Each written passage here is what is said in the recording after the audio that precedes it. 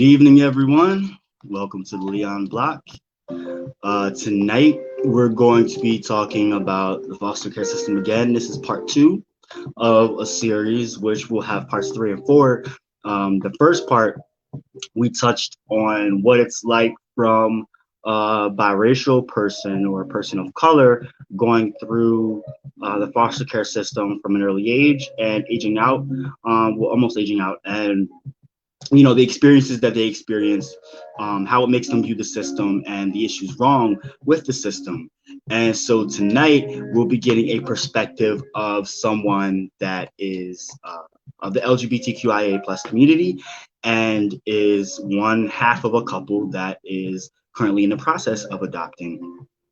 So we're going to be talking with them in a little bit. They're actually waiting to join in. I want to speak on a couple of topics, or a couple of bits of information about this topic, because just give you a bit of a backstory for things. All right, so especially here in Pennsylvania, of the 594,000 same-sex couple households in the U.S., only 115,000 of them have children. And I'm sure that there's a lot more that want to adopt. Some people say that children need both a mother and a father to raise them, but there are many others who believe that gender does not matter when parenting. And over the years, the number of children living with LGBT parents has risen tremendously.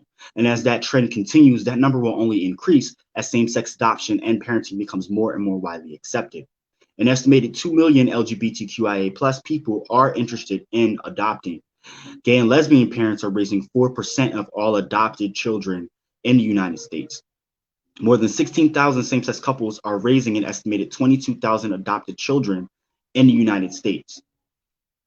Same-sex couples in all states can petition for joint adoption statewide. Couples may be required to be in a legally recognized relationship, such as a marriage, civil union, or domestic partnership. This is what I find really disparaging, though. The children legally free for adoption are mostly 10 years or older, mostly African American or biracial, mostly boys, and maybe part of a sibling group. And also have been victims of physical, emotional, and or sexual abuse and neglect, and have moderate to severe cognitive, emotional, or physical disabilities. That is not surprising, but it is unfortunate and scary. And there's other things that play into this that are quite frightening as well. And I'd like to get Jose's opinion on this when I add him in. And I'll wait to touch with him on these kind of topics, because I do want to get his opinion on this. So let me go ahead and add Jose in.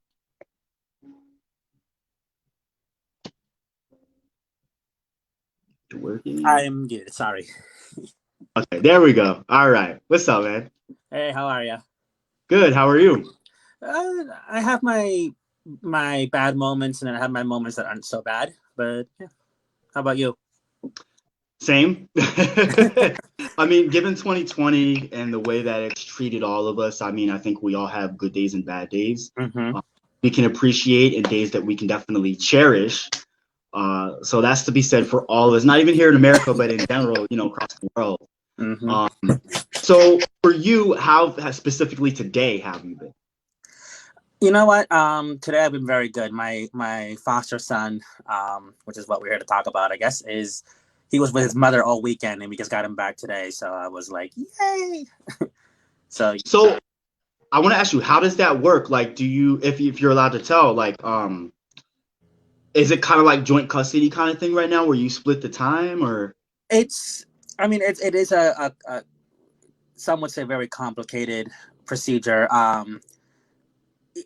When a child gets placed in foster care, they have like adjudication hearing where they decide what ultimately they're going to do. If they're going to place him or her in the system, and if they place him in the system, custody gets taken away from the birth parents and given to the state.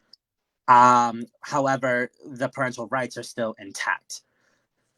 So the foster parents are basically there to just take care of the children for the state. And that's after a while, they're because their main goal is reunification. They want to set up visitations with the parents, and depending on the situation, it could be anywhere from 2 hours a day, maybe twice a week, and then from there it'll become more and more, and then eventually, if everything goes well with the parents and the visitations, they will reunite the child with the birth parents. So, do you? How do I ask this? With your specific situation, do you think that you are on the right track to being able to obtain all the rights to be able to take care of? With this particular situation, no, unfortunately. If she just had a weekend visit with her son, I can't mention names because of they're protected by the state. But he just had a visit with his mom via the weekend. This weekend coming up, he has another one. If that visit goes well, then the following weekend on the 18th, he will go back with her, and he will not be coming back to us. And it's heartbreaking because it's exactly 1 week before Christmas, and it's we've grown very attached to this boy. In the beginning, they kind of tell you what you want to hear, like, oh, you might be able to adopt him and whatever. Like, they might not say it outright, but they say things to kind of put that idea in your head, so in a way kind of convince you to take these emergency placements. And I've seen a pattern of that. And so it's heartbreaking because you fall in love with these kids, and then poof, they're gone. I could imagine how that would deter a lot of prospective adoptees from wanting to adopt. That makes it very hard. Like, I know Destiny in part 1, she was talking about the hoops that adoptees have to jump through, and I could imagine that being a member of the LGBTQIA plus community makes it even harder. Yes. And makes you jump through even more hoops. Which, I mean, yeah, I just gave some statistics here. Out of like almost 600,000 registered couples in America that are LGBT of the LGBT community, only I think like 100,000 of them actually are adopted kids, and it's not surprising, but it does speak to the volume of how hard it possibly can be. Yeah, and the thing that's sad about that is that for every success story, there's many others that you don't hear about that are not success stories, unfortunately. And I'm glad you had the numbers. I unfortunately don't have those numbers, but I don't know if it could be any number of reasons, because of race. It could be your religion even. I know certain people who are like they believe in Wicca, and sometimes they look like, oh, we don't know if we want that around the kids. So religion, race, sexual orientation, gender identity, all that stuff. A lot of people have different experiences, and they get turned down because of it. There's people that I know that have extreme anxiety, and some other kind of, like, I don't want to say minor because I don't want to diminish that, but like some kind of, in the grand scale of things, minor mental health issues, and they get turned away. I have depression and anxiety, and I was afraid to admit that at first because I didn't want to be turned away. Right. So it's hard, but as far as being LGBT and dealing with this, luckily I was able to find an agency that's here local. It's up in Scranton.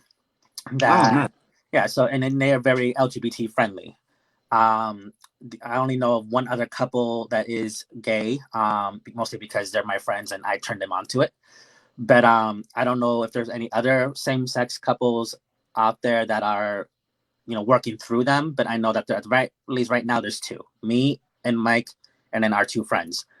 And they're more of a success story than Michael and I are right now, because they've had their kids for almost a year now, and I don't know if they're going to be able to adopt or not. I haven't spoken to them about that yet, but they're still there.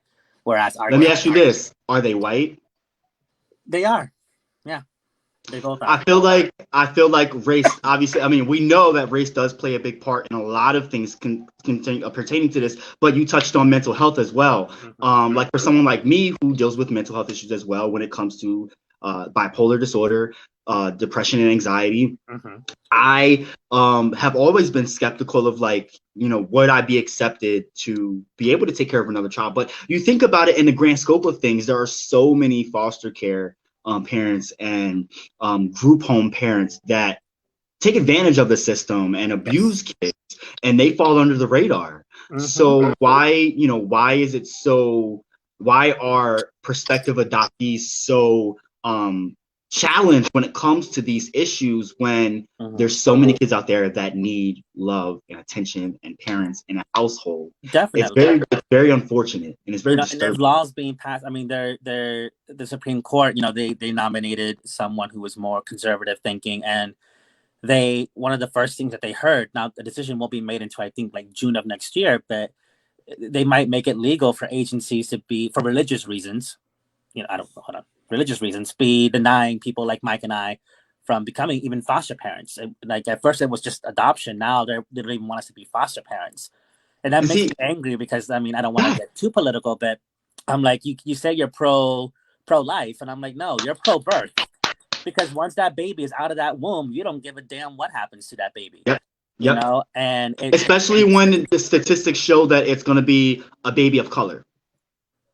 And we saw that. We when we started this, we originally, because one of your questions that you had sent me was, what made us want to adopt? And I always wanted to be a father from a not very young age, but at an age where it's not good to be a dad. But I knew I wanted to have a son. I wanted him to be named Alex. And it was a dream that I kept having. Like, I would go to bed, have this dream. And I'm like, you know what? In real life, when I have a kid and he's a boy, he's going to be named Alex. So I knew I wanted to be a dad from a very young age. Michael, not so much. He had to do a lot of soul searching. So when we got married, we had those talks prior to marriage, because that's important. And we decided, yes, we want to be dads. And we decided to look at our options, because as a gay couple, we can't just have a good time and then 9 months later, boom, baby. We had to look into our options, and we realized that having a surrogate was not feasible for us financially. So we decided to just go on for adoption. And we went through an agency that was also LGBT friendly. I'm not going to mention names because I don't want to I signed a bunch of paperwork. I don't know if there's anything that says I can't mention their names. Right. But they're based in Allentown, or at least that's one of their offices is there. And you walk in, and it's a nice, beautiful house that was converted into an office, lavender colored walls, very warm and welcoming, pictures of success stories. And then you sit down, and that warm feeling goes away, because it pretty much amounts to nothing more than a business transaction. Let's talk numbers. Let's talk money. And we got paperwork that we have to sign. And one of the papers, like, it stopped Mike and I, and it said, if you are willing to adopt a Black child, you will have an easier time adopting. Now I want to stop you right there, because over the past few days, gearing up for this interview, I've been doing my research, and that's one of the things that you immediately come across. Now it's kind of understood, but you don't think of this breakdown. And I get it from a monetary standpoint, and to help children of color, especially Black kids, fully Black kids, get the homes that they need. I get it, but the way that it's presented is extremely disparaging, disheartening, and kind of makes you go, "Oh." So basically what Jose and I are talking about is the fact that, I'm just throwing out figures here, but I read this one article, and I will post it in the page. There was a white couple that was looking to adopt, and they found that for a white child, for them to adopt a white child, it was, let's say, $35,000, right? For them to adopt a biracial child, it was like $24,000 to $26,000, and for them to adopt a fully Black child, it was like $12,000.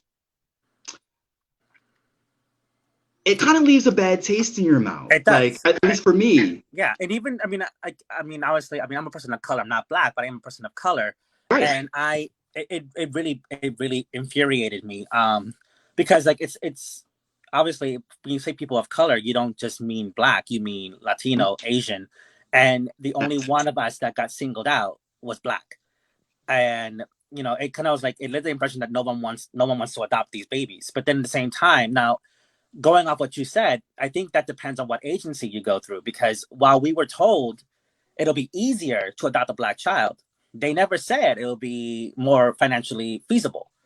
So Right. for us, we were told, like, with all, because they give you a list of all these fees. Some of them apply to you, some of them don't. But they tell you these from here to here, this is what applies to you. This is what you will have to pay, and it will come up to us about $45,000. And I paid for the house I'm in right now, which is nice, new windows, 3 bedrooms, basement, huge backyard. I paid $45,500. So I will be paying $500 less than I paid for this house for one child. One. Now, they said it'll be easier to adopt a black child. They never said it was going to be more cost effective. And I think that depends. So it depends on what agency. So, like, they want you to go for the black kids in this agency, Yeah, but they don't want to they make it do. easy for you either. Right. And that's the conundrum. It's like it kind of seems as though they really do want these kids to stay in the system because they really don't, besides pricing, they Mm-hmm. don't make it any other they don't make any other easier ways for people, especially white parents, all white parents, to give them any other incentive other than a cheaper price. And Mm-hmm. that kind of, for me, in my mind, it dilutes the whole experience to just, like you were saying, a transaction. And it really Mm-hmm. does make you stop in your tracks as parents because you're not really thinking about those kinds of things when you're going to, it's a child, it's a human life. Exactly. You know?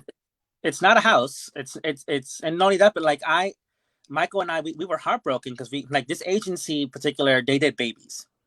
It was 9 times out of 10, you're the one taking that baby home from the hospital.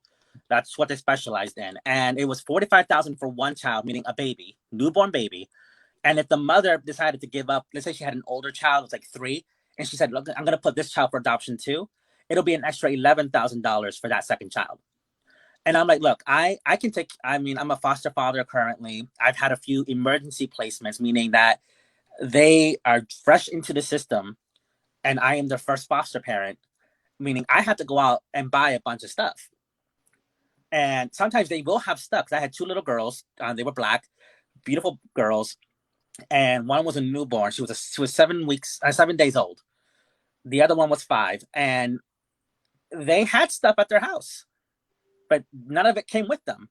And so we had to go and we had to buy them stuff. Now we don't have a lot of money because COVID hit us hard and stuff. Like, I've been out of work since March. I'm working a seasonal job right now, so like we I know my, y'all are hardworking people, but y'all exactly are just as common as the next American couple. exactly, And and it's everyone in America does not have money to just splurge around no like that. no, and you don't, and it's just upsetting because who has, like, nowadays, who has the money to be dropping off money like that all over the place or whatever. But anyway, I lost my train of thought. I forgot what I was talking about. but but no, Oh, the 2 girls that you yeah, the adopted. 2 girls, yeah. For the day. And we had to buy them stuff, and they weren't. I don't know, the situation between them and the one I have now are 2 very different situations. They were treated very differently, handled differently, and stuff. But like, going back to the adoption side of things, it's really upsetting because my husband, like, he's white, Mhm. blonde hair, blue eyes, and stuff. Neon white, as I like to call him. But he was a little. I was worried about, like, would he be upset about me wanting to adopt a child of a different race? And he's like, no, I don't care if they're black, white, Asian, Latino, mixed. He doesn't care. And he was very much, like, interested in the whole learning of their culture, not to make it his own, obviously, because he doesn't want to do the whole cultural appropriation thing. But Of course. while he wants to introduce our child, whatever race, into my culture and his culture, we also don't want to erase the culture that he or she was born into. Right. Like the girls I mentioned, like the one, she had, like, her hair was not. She came up to me one day and she was like, "Do you like my hair?" And I'm like, "Yeah, it's nice." It wasn't well kept, and I was like, it looked like it was graying a little bit, and I'm like, I don't know why. So my brother has a girlfriend who is Afro Latina, and she knows how to do black hair. So my husband took her to her, and she came back, and her hair looked great. And I know that I don't, like, I'm not black. I'm not really familiar with a lot of the culture, but I know hair is really important. I saw your posts about your hair and everything, and so, like, I know that hair is really important. And the fact that this little girl came up to me and she was so excited, and she's rocking her natural hair because she's 5 and stuff, and it's beautiful. Like, it warmed my heart. But so my husband really wanted to seek out and see, like, hey, what do you guys, believe in? What do you guys celebrate? Like Kwanzaa, and it's like he wanted to include that in what, and let the child know, hey, this is where you come from. This is Yeah. the culture of your people. And if you want to continue this, we will get books, we will learn and stuff. If we will try to get you around people. So not only you're just not learning it from a book, you can actually experience it, and that's something that they do encourage in a lot of agencies.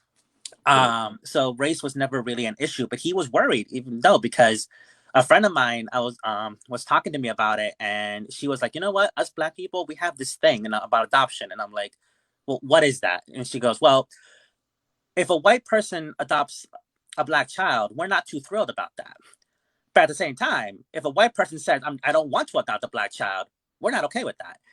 And I'm like, well, what do you like? Is it just white people? Like, I'm Latino, I'm not Black, I'm Latino, but I think what if I personally, adopt? I think it comes from the way that Black people in general are treated by not necessarily any other ethnicities, but specifically whites in general. Mm-hmm. How dismissive they are when it comes to wanting to learn about our culture Mm-hmm. at their own pace. Because Yes. we know cultural appropriation is a thing, but that's at their own pace. It's not us educating them at our leisure. And I Mm-hmm. think that's it's made a lot of us bitter, because a lot of white adoptees tend to, not more so now, because I do see a lot of white, especially white mothers and fathers actually, taking upon themselves to show that child that is African American their culture and bring them around people, take them to barbershops and hair salons so they understand and they talk to other people and experience it. I'm seeing more of it. But Yes. originally, I want to say, like, going back 20 years,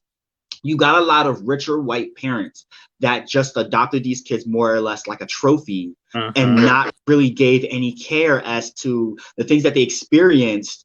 Even Asian kids, especially Asian adopted kids as well, not giving them any inkling of the culture that they were born into. Mm-hmm.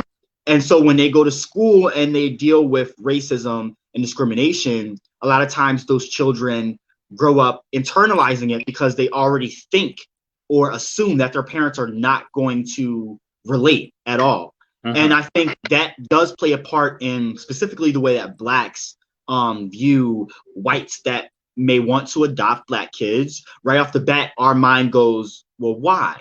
Mm-hmm. You know what I mean? Is it genuine, or is it just because you want to look like the white savior instead That, of actually, looking as a human being that still does need to be raised or grow up and having some sense of identity where it comes to their culture. But when it comes to being in a family's a family. It doesn't matter what the family looks like. A family is a family, and as long as those parents are loving and caring towards that child, to me mm-hmm. personally, it's culture comes second for me Yeah. personally, because that specific family can create their own culture. There's Yes. so many different families out there that are not just white, but they're blended in of all races and ethnicities, and that's not by any fault of their own. That's sometimes it's by choice. I mean, Yeah. there's lots of gay folks lots of LGBTQIA plus folks that have formed their own families and houses, and everyone's different, so they end up having their own Yeah. culture.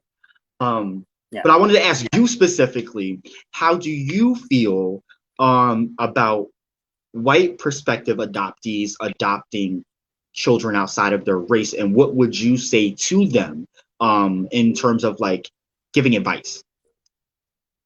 My advice would be to them, like, because the way I've seen white people who have definitely the right intentions, like they go into it not really caring about the race, not caring about the race, the gender, work, whatever. And that's a good start. Yes. Uh, I still my advice would be like still be aware of it, because you also don't want to erase who they are either, because you might not see color and stuff, as people like to say, but outside these walls that you bring them into, they are. And you Yes. have to, and that's why for me and Michael, it's important to teach them about their culture. I mean, love them first, like you said, of course. Make sure they're safe, they're healthy, and all that. Yes, and loved, but also teach them about their culture and expose them to people like them, because while we create a very safe environment within these walls, it's not going to be that way out there. Like I could have a black child, an Asian child, and a Latino child, all three of them in the same house, and they will love each other and be great. But are they going to be respected and loved out there? And we both know that this country is not there yet. You That's know, a really good point. so I would say make sure that even if you're going in it with the right intentions, you don't care about the race. Once you have them, care about it a little bit, enough to show them, you know, where they can turn to. Like, hey, like this is a place that you can go to, where like if you want more information or even like have a sense of community outside the family, go here Right. and do that. You know, Right. that'll be my advice. But then sometimes I do see white people who I haven't personally heard about black kids or Latino, although I'm sure it exists. But Asian, you mentioned Asian. It's on like they're like, oh, I would love to have like an Asian girl and then like a daughter, and, blah, blah, blah. And I'm like, it's almost like it's not a breed of cat or dog here. It's like, oh, they're so cute. Like it's not. Like I know, like in dating apps, and I'm totally separate from adopting, but in dating apps, people of color like that, they were like, I don't want to be fetishized or whatever like that. It's kind of in a way kind of like that with adoption. It's like, Yeah. oh, so exotic. I want to adopt an exotic baby. And I'm like, no, that's not a good reason to like. No, like Growing up in the dating world and going on sites, like Grinder and stuff, I felt commoditized and fetishized mhm. instead of actually someone looking to date me for prospective love interest Yes, or connectability. It was like, oh, I want a black guy because I want big black, blah blah blah. And it's yeah, like, I'm not a breed. I'm a human exactly, being. exactly. And yeah, I can definitely agree, especially when you throw a price tag on it that is completely different than another race's price tag. hmm Yeah, definitely. And there are agencies out there that, like you said, like they will. What about someone that's not white? Fine, it'll be cheaper. The agency I went to, however, it was not. But they did kind of like they would put it on the fast track though. And that's something that I was like, wow, like. But then again, I was like, how you make it so expensive? And let's like we live in a country where this country's systems are pretty much set up to help the white folk, because like who was it that came to this country, took it from the Native Americans, and created this country that we live in now? It was the white folks. So of course systems were put in place to help them, and now those systems unfortunately have remained unchanged for the most part. So we like I mean I went to that place and most of the sex stories were white people. Like there were some people of color, but not as much as the white success stories. And if there were people of color, it was mostly the kids. So it's these people who have it easier in this country. I'm not saying they didn't have to work hard for what they're doing. When we say white privilege, that's not what we mean. We don't mean that you didn't have to work for what you have. I just said you are white and you are in a country whose systems are set up to help you more than it is to help us. So you have it easier. So I can't help but wonder, like on some level, are these high prices meant to deter, the undesirables? Because I mean, You I don't. can't help but wonder, Yeah. considering, statistically, minorities make less money overall than whites. Mhm. It's extremely like, a lot of us, I'm sure, people of color, brown and black, want to adopt Yes. and just think that it's out of their reach just because they don't have the money. Mm-hmm. And I mean, to someone like me, it's definitely disheartening. Mm-hmm. Yeah. And I and wanted it's to sad. ask. Go ahead. I would say it's sad because like you don't really see a lot of ads anymore about adoption. I mean they exist. I've heard a couple on the radio for the agency I was going through, and but you don't really hear a lot of them. But those that you do hear, they word things to make it seem like you should feel guilty for not considering adoption. And I'm like, yeah, but then when these people do consider adoption and they go in, they're like, oh, I can't afford this. Like we were Mhm. actually considering putting a mortgage, actually a mortgage on our house. We paid cash, so we don't have a mortgage, but we were actually thinking of taking one on the house so that we could get the money to adopt. And I'm like, no, I have to raise this child for 18 plus years, emphasis on the plus, and I don't want to be going into major debt on top of that. I can't do that. And I can't risk my house. I want to be able to raise them here. Excuse me. So it's really, really upsetting. And it doesn't seem like it's about the kids at all, which is what it should be. It's about the money, the almighty dollar. It's found in every aspect of our lives. It's no matter what, even something as simple as I want to start a family.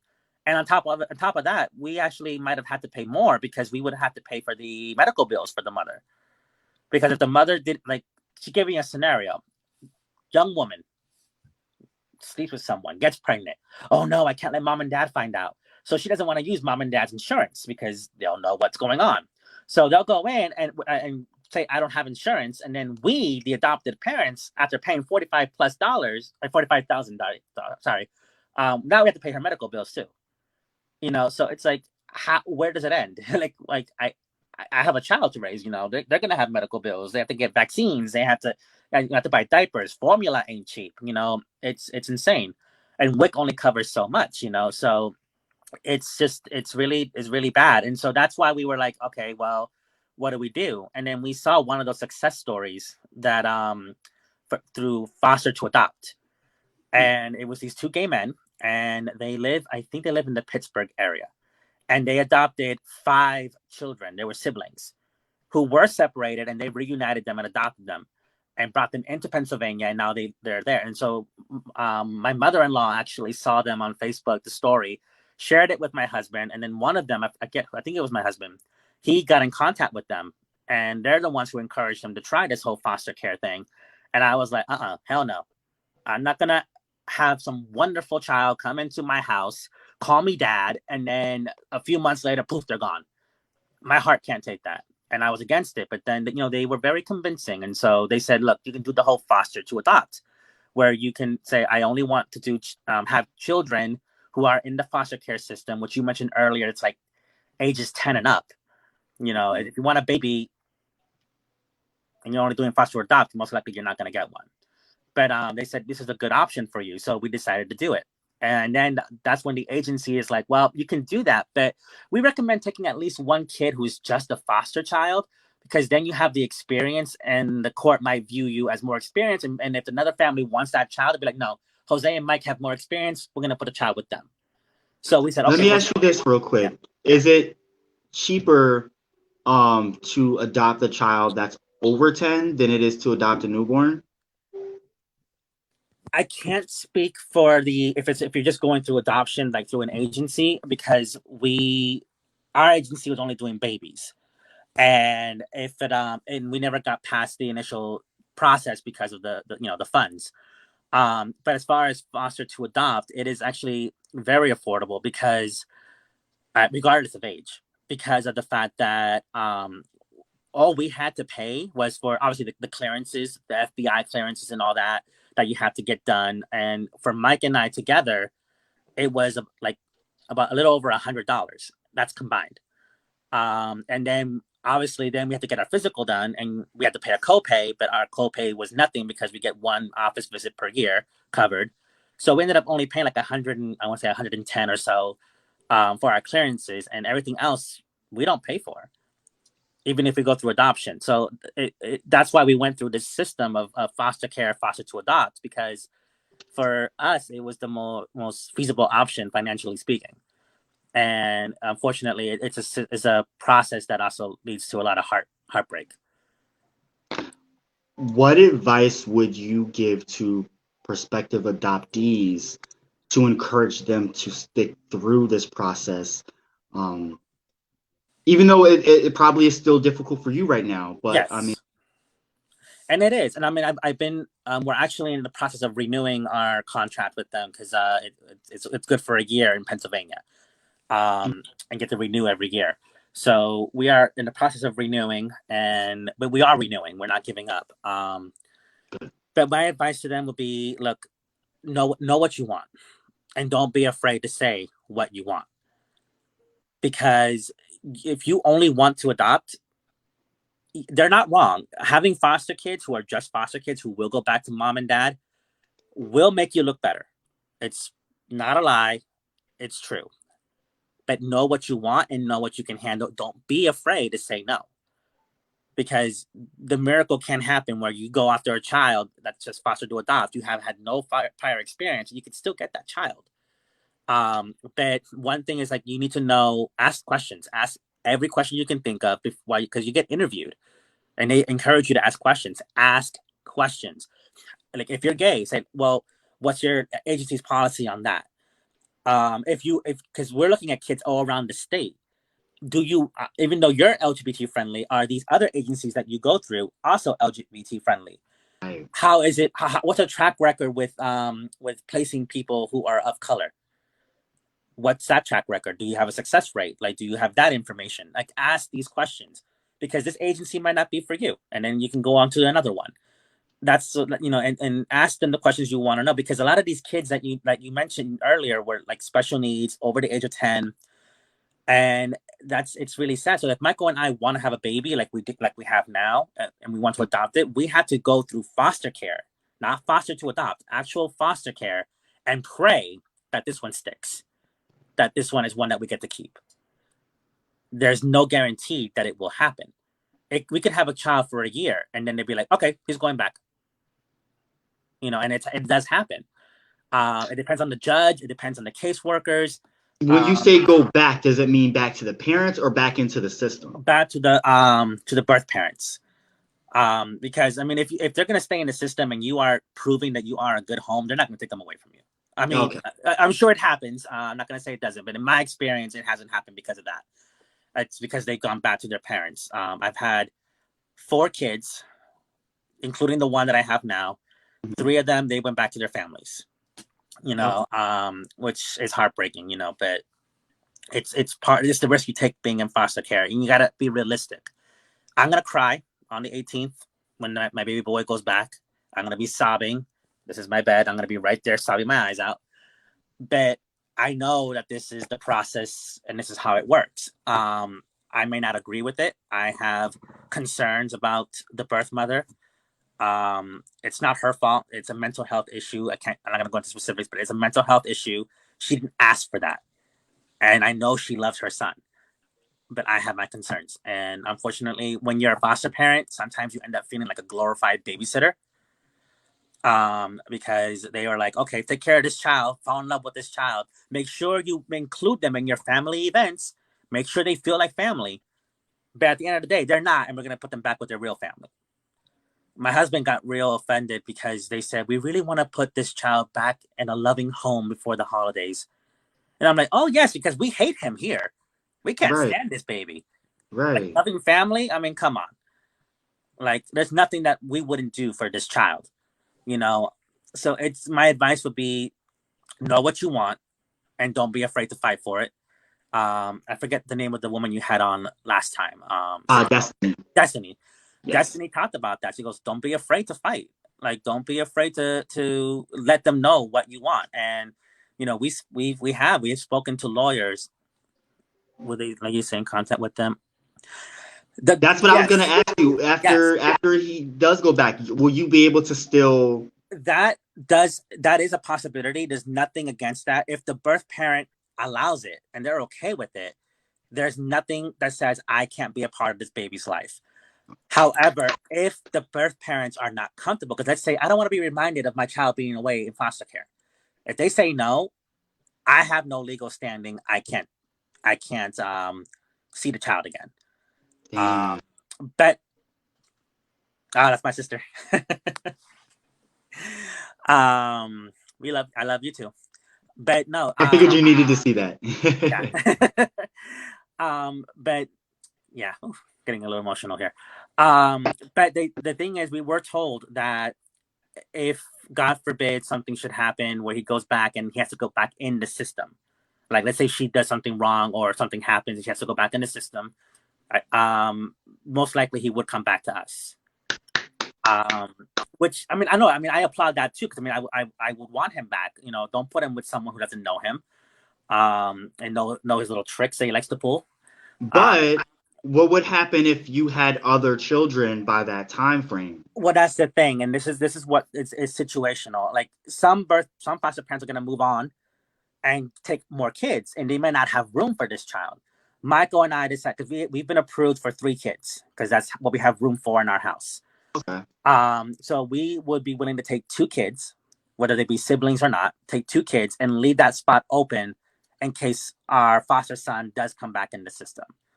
So we're taking that, that extra step. But that doesn't mean that every foster parent should limit themselves, because there's no guarantee that boy will go back in the system.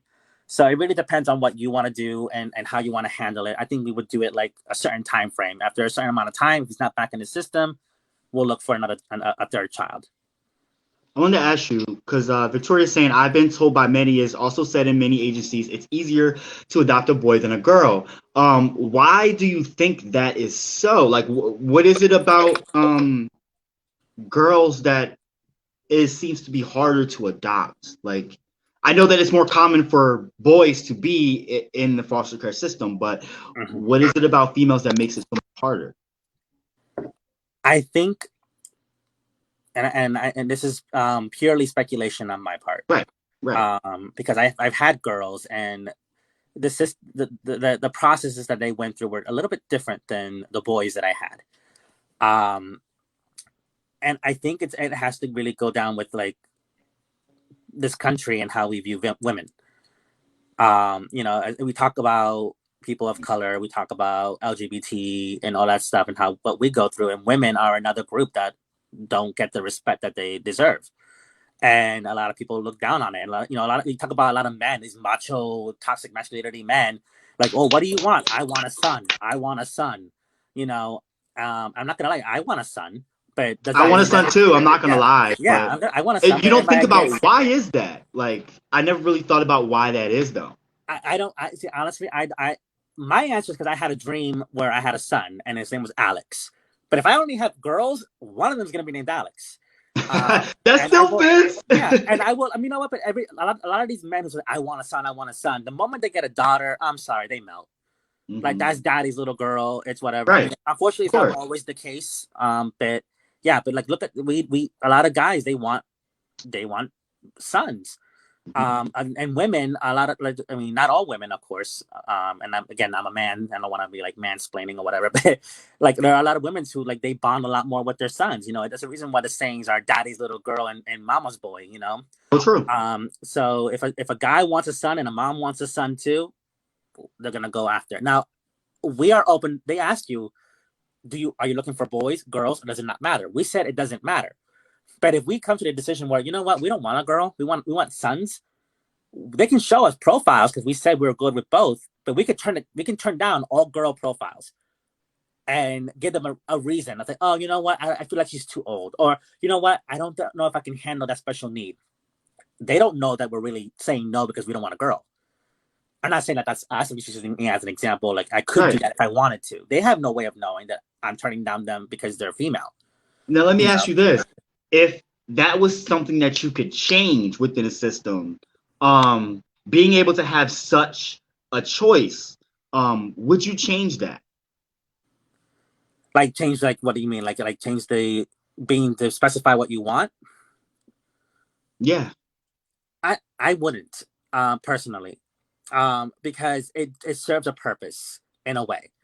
If you limit yourself too much, like I want a boy, age 1 to 3, white or whatever, you're limiting yourself, and odds are you're not going to get a child. And quite frankly, if you're that specific when it comes to race and gender and whatever, you probably shouldn't have a child.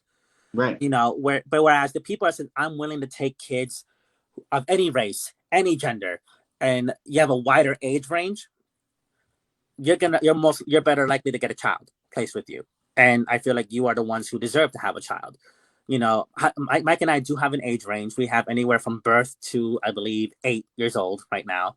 It used to be more, but you know, we had bad experiences, so we limited it to 8 years old, being the oldest.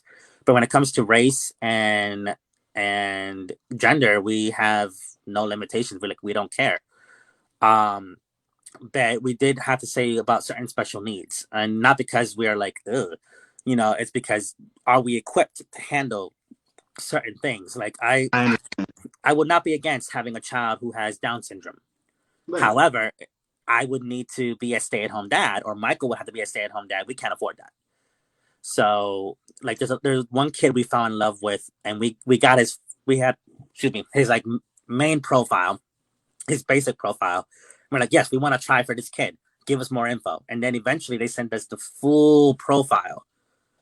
And it was heartbreaking what we read about this child. But we realized what the special needs that he had, we had to turn him down. And it was a heartbreaking decision that we had to make. But like, we wanted to tell them no now, right up front. because we don't want to meet the child and get his hopes up and then say no. We have not met the child yet. He has not met us. We said, no, let's not do this. Now, I think that plays a bigger, like all of this in general, like even the first part is interview with Destiny. I think a lot of the root issues stem from American society in general and all the issues that we have, drug use, abuse, Yes. you name it, racial issues even too, do play a part in, teenage pregnancies, whatever. There's so many different variables here that do play a part into this. And I think that people in general that may have not dealt with the foster care system, but did have a hard upbringing, like a lot of us have, Yes. in different ways. I think that it does play a part in how we judge things, but it also plays a part in how we get deterred. Because personally, I will sit there right now at least and say that I would prefer to adopt an older child, knowing that they have a hard time getting adopted. Yes. But who's to say once I get put in that position that I will rethink my position on that, given how difficult it might be. And that's heartbreaking to think of things in that way. But honestly, I haven't given it much thought until like this week. That's really tough. Like, what advice would you give to people that have a difficult time with this in general, but really do have the heart and probably the strength to be able to do this? Well, first of all, God bless you if you are able to do that, and if you want to do that, because it's not an easy decision to make, and I don't think anybody goes into this knowing not knowing the risks involved, because it's a very obvious thing. You see it like on talk shows, people come and interview things like this on Facebook and YouTube. People talk about it, like Destiny talked about her experiences as because she was a foster child, so it's very public, which is good. So people know what they're getting themselves into. But I would say, as hard as it might be, there are definitely ways to make it easier on yourself. And one of the reasons Michael and I believe we've had so many problems is because we've been taking what's known as emergency placements. Whereas, like, it could be in the middle of the night, it could be during the day, who knows? But they're just freshly taken away from their parents, and they need to be placed in a emergency placement, which means like you might be like a temporary foster parent. Because they have to go to court, they have to look for kinship, which is like family or close family friends that can take them. If they can't find kinship, then they go into actual foster care. And if you had them already, they'll ask, "Are you okay with keeping them long term?" And if you're not, then you're known as a respite care, like you're only temporary, and then they'll find them like a more permanent foster home. And then they'll remain there until either they get reunited with their family or adopted out. That's when you have to deal with uncertainty of like, because you don't know anything about the kid's background really. Sometimes the backgrounds of the family, why are they taken away? Like, is it because they were abused or their parents are abusing drugs? You sometimes don't know that. And you don't know, does the child have a history of behavioral issues? Does the child have mental health problems? Does the child have special needs? Does the child have this and that? Like, they might be able to give you some of that information, but it's not always a complete bio, because Well, that's understandable. Some people could become biased off of those situations too, and yes, I get all the different variables. It's tough. Yeah, but then there's also kids who, like my agency, like we have a caseworker who knows us very well, and she knows what we are kind of looking for. So she's been sending us actual profiles where it says the kid's name, not the full name, but the name, the age, date of birth, and a little history.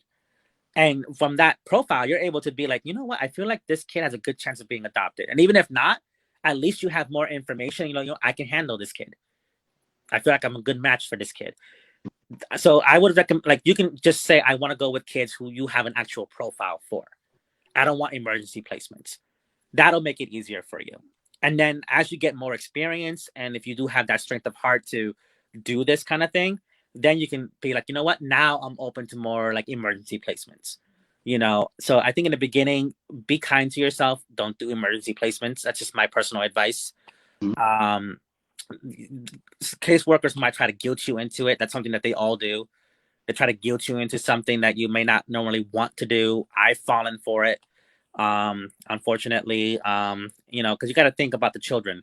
If you're not into it, if you're not okay with it, if you don't really want to, it could affect your relationship with that child, and that child has gone through enough.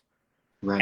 And I'm not gonna lie, like the two girls, like I had a hard time bonding with them, and it's not because of the children, because the 5-year-old, I almost said her name, the 5-year-old, she was a 5-year-old. She was a normal 5-year-old. She used to get in your face and be like, "What are you doing here?" Like very like no boundaries, no filter. She will tell you how it is or how she sees it.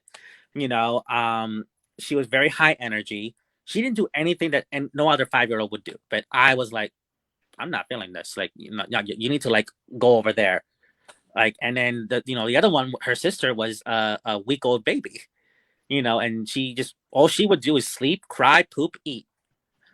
So they didn't do anything wrong. But because I was dealing with the stress of knowing that the boy I have, who I love, is going to be taken away from me soon, I wasn't emotionally ready to take those two girls.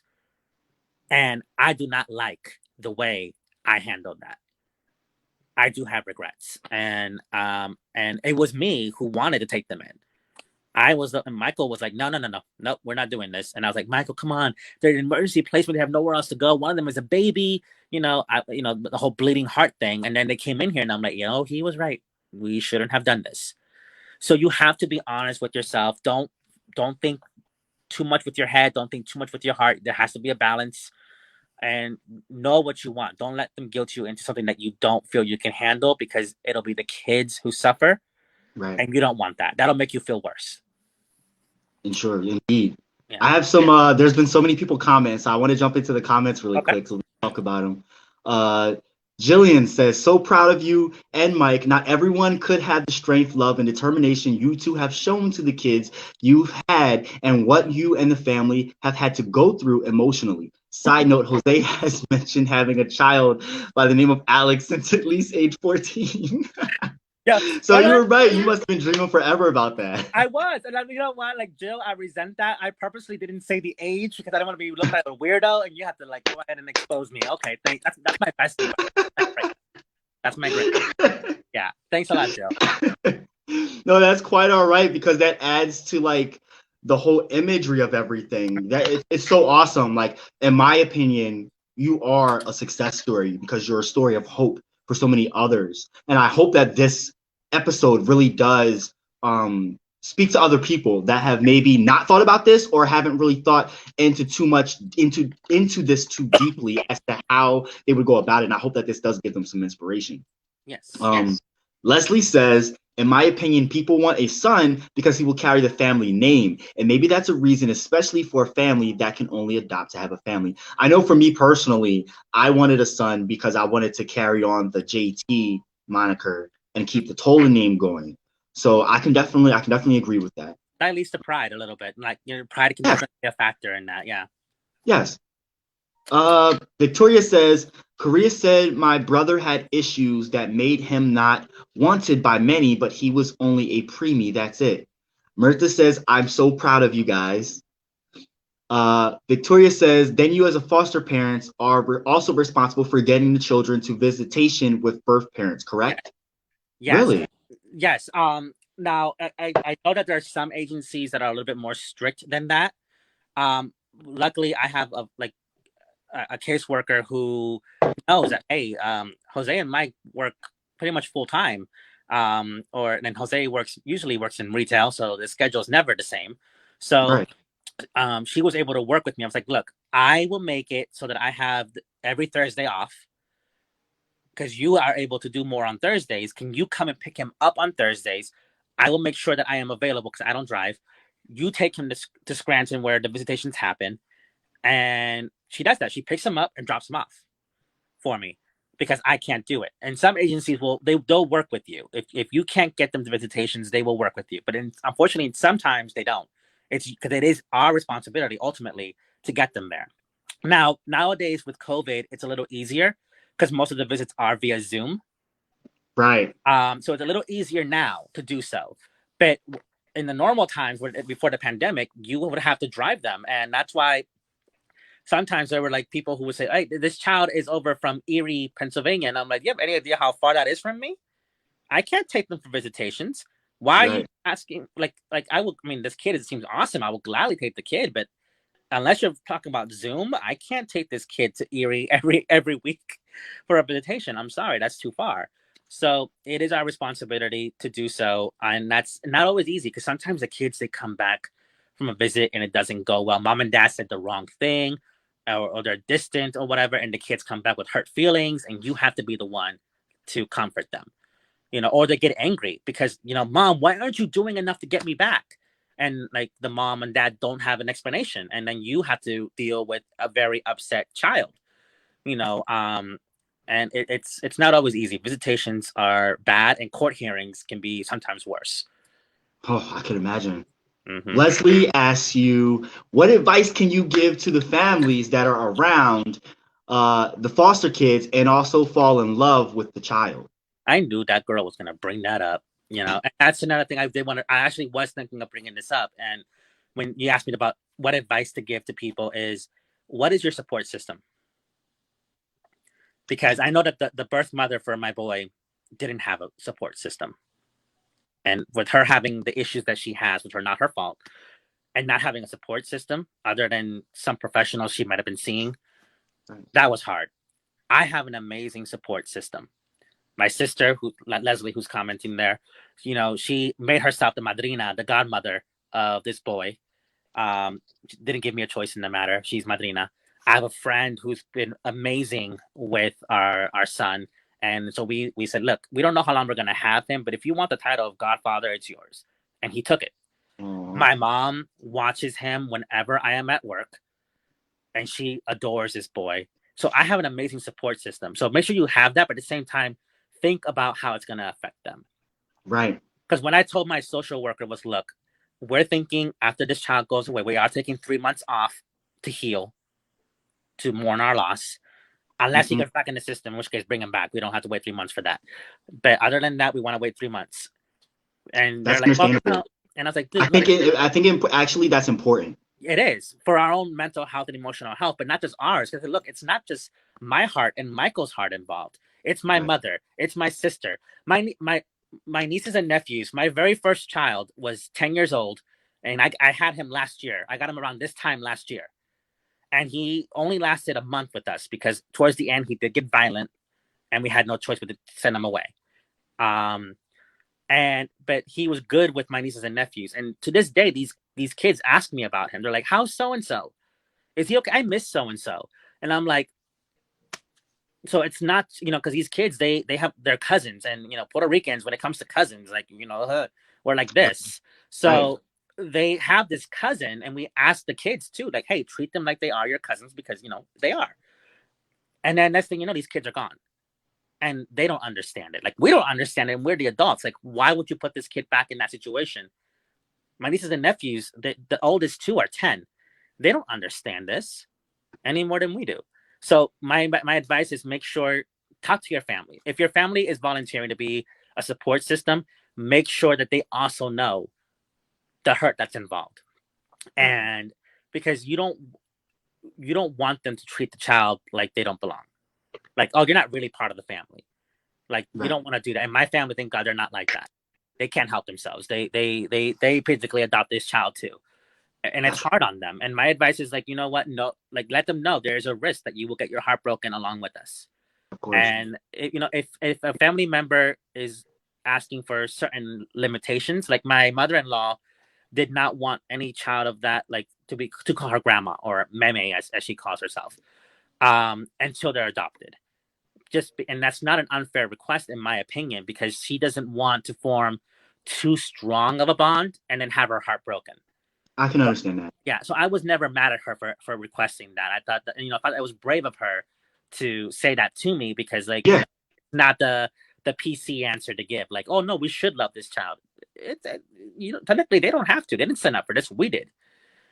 So just make sure, anyone that's going into this, that it's not an easy road. It can be very rewarding, even if you don't keep the children, because those two girls, when I had the court hearing and they told her that she was going back with mom, the look on her face, the tears of joy that she had, it warmed my heart. Like I hugged her and I was like, I'm so happy for you. So it is very much, it can be rewarding. As much as I'm hurting right now and I'm looking at mostly the bad, there is good. But you just have to make sure that you're prepared for the bad and make sure the people around you are also prepared for that because it's not easy. I'm I'm sure getting. it is.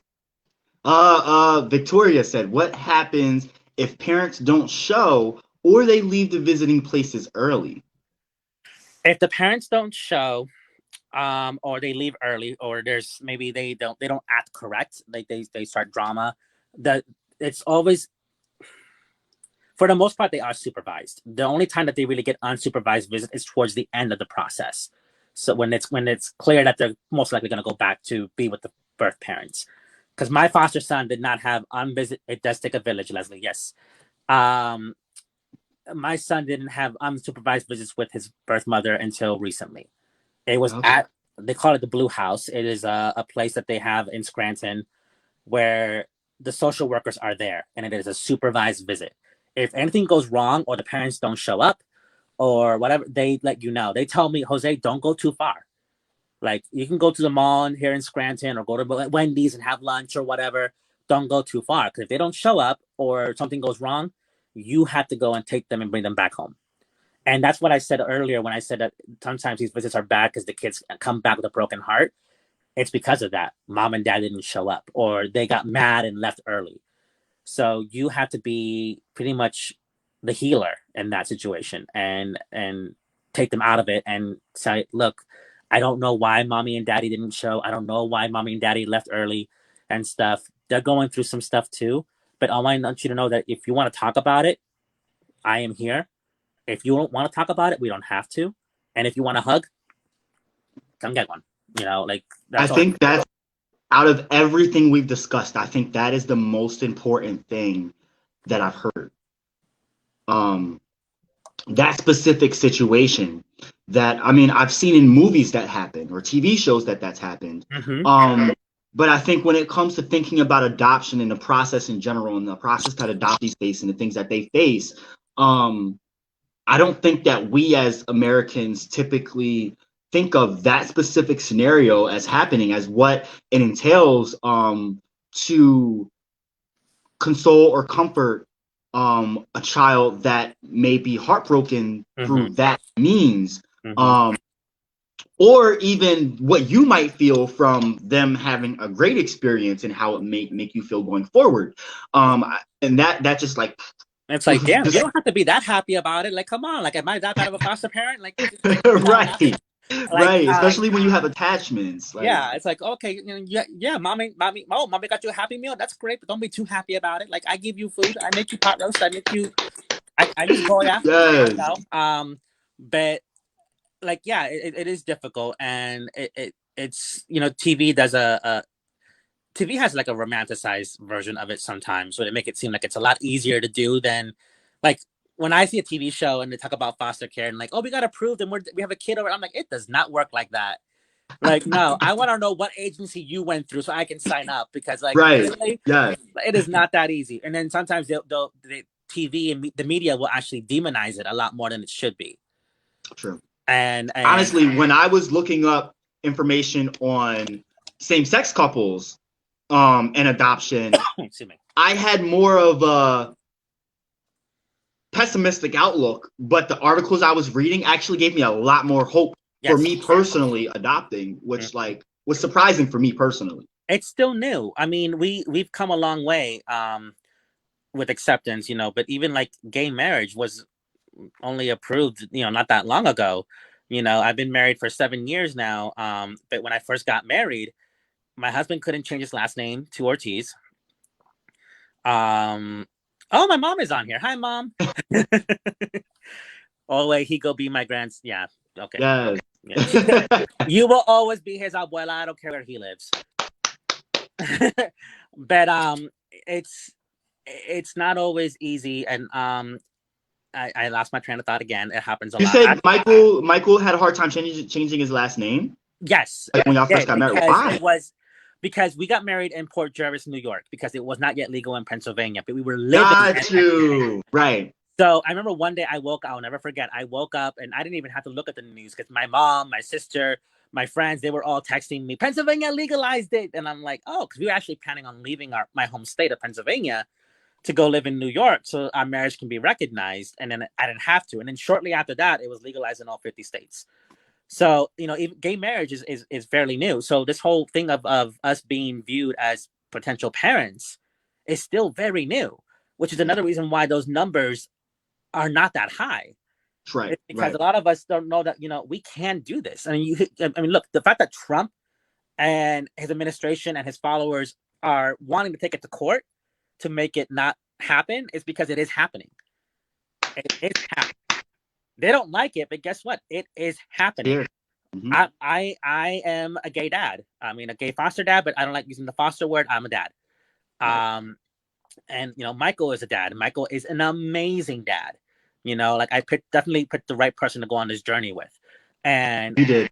And it's but a lot of people, they don't realize that they can do this.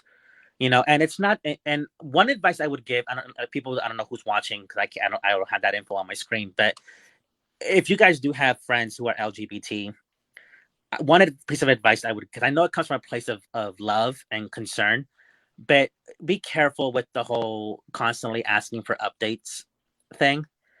It's kind of like when you know that a woman is trying to get pregnant and she's going on that journey, and you ask her, "Oh, any babies yet? Are you, And every time she gets asked that, her heart breaks a little bit more because she's not there yet. It's the same thing for us. Right. We can't have kids biologically because we're both men and science ain't there yet. But with every failure that we've had people with good intention ask us, oh, so like any kids yet, or what's going on with that, or why isn't it happening yet? It's like, dude, it is not an easy process, and it's very, like, I don't want to be reminded of that every single time. Like, I'm over here at a family event, I just want to eat meat and rice and whatever. I don't want to be reminded that I'm childless. Father's Day, this past Father's Day was very hard for me because I was, you're a foster father, you're a father, but you're a childless father because you are approved to be a foster parent. You are a foster parent, but you don't currently have a child. And being a childless father during an event that's supposed to honor that is very painful. So, like, constantly being reminded of that is very painful. So we understand that it's from a place of love. Of course. Be a little, like, ask once in a while. Don't ask every single time you see us. Because it's not easy. But you know what? It's not impossible. I have no doubt that my mom is going to be an abuela again, that my in-laws will be grandparents for the first time, right, that my sister will have her permanent godchild. I have no doubt in my mind that's going to happen for us. It's not an easy process. We've been on this road for almost 4 years now. It's not an easy one. In December, you're going to see, Jontel, that I have a video. It was Christmas time. And it was me, my family, Michael's family, at my parents' house opening gifts. We were all done opening gifts, and I'm still sitting there. Next thing you know, Michael comes up from behind me, gives me a box. And I'm like, oh, I have another gift? Okay. I open it up, and you're going to see me choked up because my husband wrote a poem about our family growing. And in there was paperwork for the adoption agency that we were going to go through, and a check that our family had chipped in money to help us pay the initial fees for the application fees. And I could not read the poem. I was breaking, like, I was sobbing. It was a very emotional time. And I once that memory comes up soon, I will post it. You can see it. But it's been a very emotional ride. I've had heartbreaks. I've cried in the shower. I've ugly cried at my desk at work. Yeah. I have anxiety and depression. I've had anxiety attacks because of this. And I've gotten professional help. But it's not an easy road by any means. I don't want to sugarcoat it for anyone, but I do believe it's worth it. And anyone who is, especially if you are a person of color, LGBT, I cannot recommend it enough. Whether it be adoption or foster care, I recommend it. It's not easy. I'm speaking very positive right now, but it's very possible that, that tomorrow I'll be cursing the name of my caseworker. It happens. Nothing in life is ever easy. So, yeah, I mean, nothing worth happening is ever easy. Arden says, beautiful. All children deserve loving and caring parents and guardians.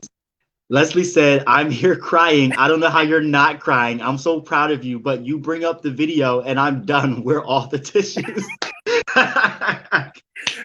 No, No, it's so like true. it's true because like I remember I got the box and everyone all of a sudden has their camera phones out and they're getting closer to me and I'm like, what's going on? Because I had no idea. So it was a very emotional time. So yeah. Oh, that's my friend Dan. That's the my baby's godfather. Okay, got you, Yeah. got you.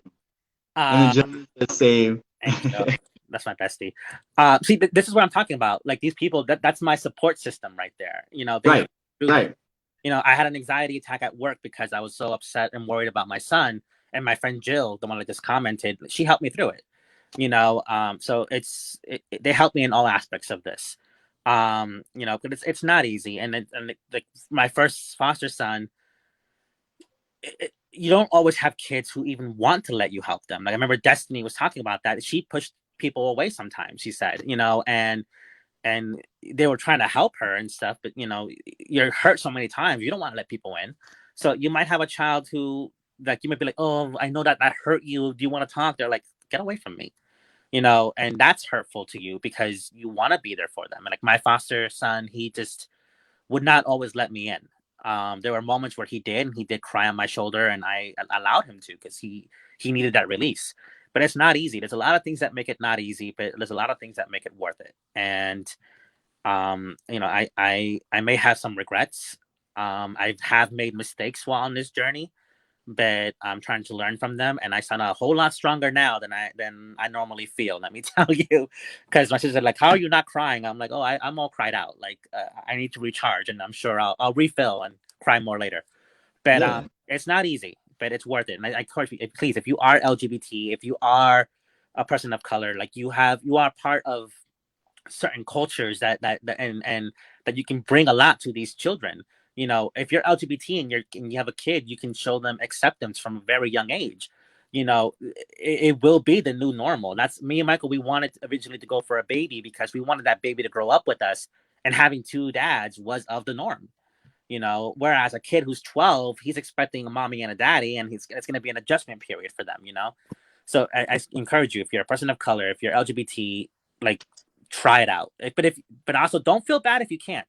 If you feel like this is not for you, you are not a bad person. Right. That's the thing. People will try to tell you that.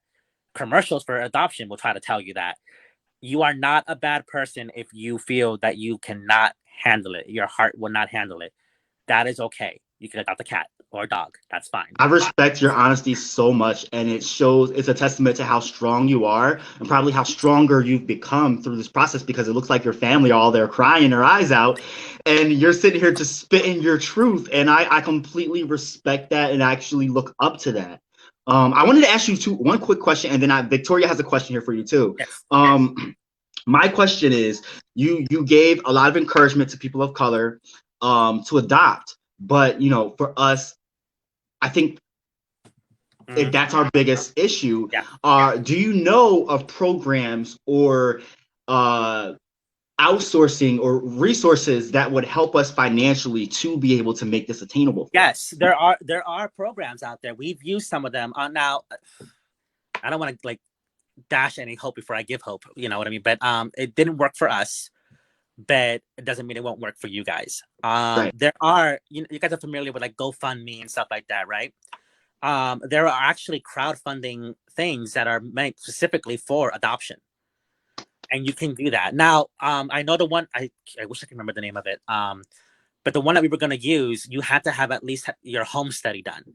Now, if you're doing adoption, like regular adoption, a home study can cost anywhere from like $700 to $1,000, and that's like one of the cheaper fees. Just to let you know. But once you get that done and you get approved and you have your home study out of the way, you can sign up for these grants that they have. Now, there's these places that give grants every, I think like twice a year or maybe once a quarter, specifically for adoption. But you have to have like your home study and stuff done beforehand because they're not going to give you money for adoption if you're not going to be approved for adoption. That makes sense. So there are grants you can apply for. There are some banks that not all banks, but some banks do have loans specifically for adoption. Now they are very high interest, which is why Michael and I did not go for them. There are a lot of options you can look for online to help you adopt, and you could also take the route that Michael and I did. Not an easy one by any means, but foster to adopt, they basically pay for almost everything for you. Like let's say my foster son was not going back. I mean, he might not. I mean, if this next weekend could go badly and then he's not going, who knows? Yeah, seriously. But if he does go back, like I say, if he doesn't go back or whatever, and I get to adopt him, I don't really have to pay a whole hell of a lot. Like they pay for almost everything, and like there might be some small adoption fees towards the end. I don't remember. My husband probably would know better than I do. He's better with numbers. But they pay for almost everything. It's definitely a more financial, like, feasible option. But if you want to go the regular route with adoption, there's definitely grants out there. I would imagine there's probably even some for, like, if you want to do like the whole surrogate thing, which is the most expensive out of all these options. Because not only do you have to pay for like the medical aspect of everything, your partner, like if let's say it's biologically my child, after the child is born, Michael has to adopt it, and so we still have to pay adoption fees and all that. Right. That's right. So there's definitely, it's expensive. All of this is expensive. Don't kid yourself. It's not cheap, except for foster to adopt. But there's definitely hope out there. There's definitely places you can go for help, loans, grants, crowdfunding, and stuff. So like there's options, and just because those didn't really work for us doesn't mean it wouldn't work for any of you. Right. Victoria has a two-part question. She's been drilling in with these questions. She said, "What is the time frame for a child in foster care to become adoptable? And to adopt, is there an expected income for the adoptees?" Correct. If there's an exact number for income is important. They do need proof of income. Like for me right now, I'm doing a renewal. I got to give them my 3 most recent pay stubs. And actually, I'm glad you reminded me of that, because I got to email that tonight. Excuse me. But I don't know if there's an exact number that they look for. I know that you don't have to be married. You don't have to be, because my friends that are doing this, they're not married. They're a couple, but they're not married. Gotcha. You don't have to be a homeowner. You can rent your place and you'll be fine. You can do this. I'm not sure if there's an exact number, like you have to make a certain amount a year to be able to do this. Adoption agencies might have a more strict number. I think I read that it's at least 2 years that you have to be. Yeah, couples must be in a committed relationship for at least 2 years. Yes, but as far as finances go, I'm not sure there's an exact number that they look for. It might vary by agency to agency. Foster care, I just think that they want you to prove that you do have money coming in. They want a budget, like get to put down what we make, with our jobs, and then break it down. How much do you pay for utilities? How much do you pay for this and that? Break it down, and how much money do you have left over? Because they have to make sure that they want to make sure that you can take care of the child without assistance. Not saying that you can't get assistance, but you have to make sure that you can do it without it. That's right. The financial thing that they told us.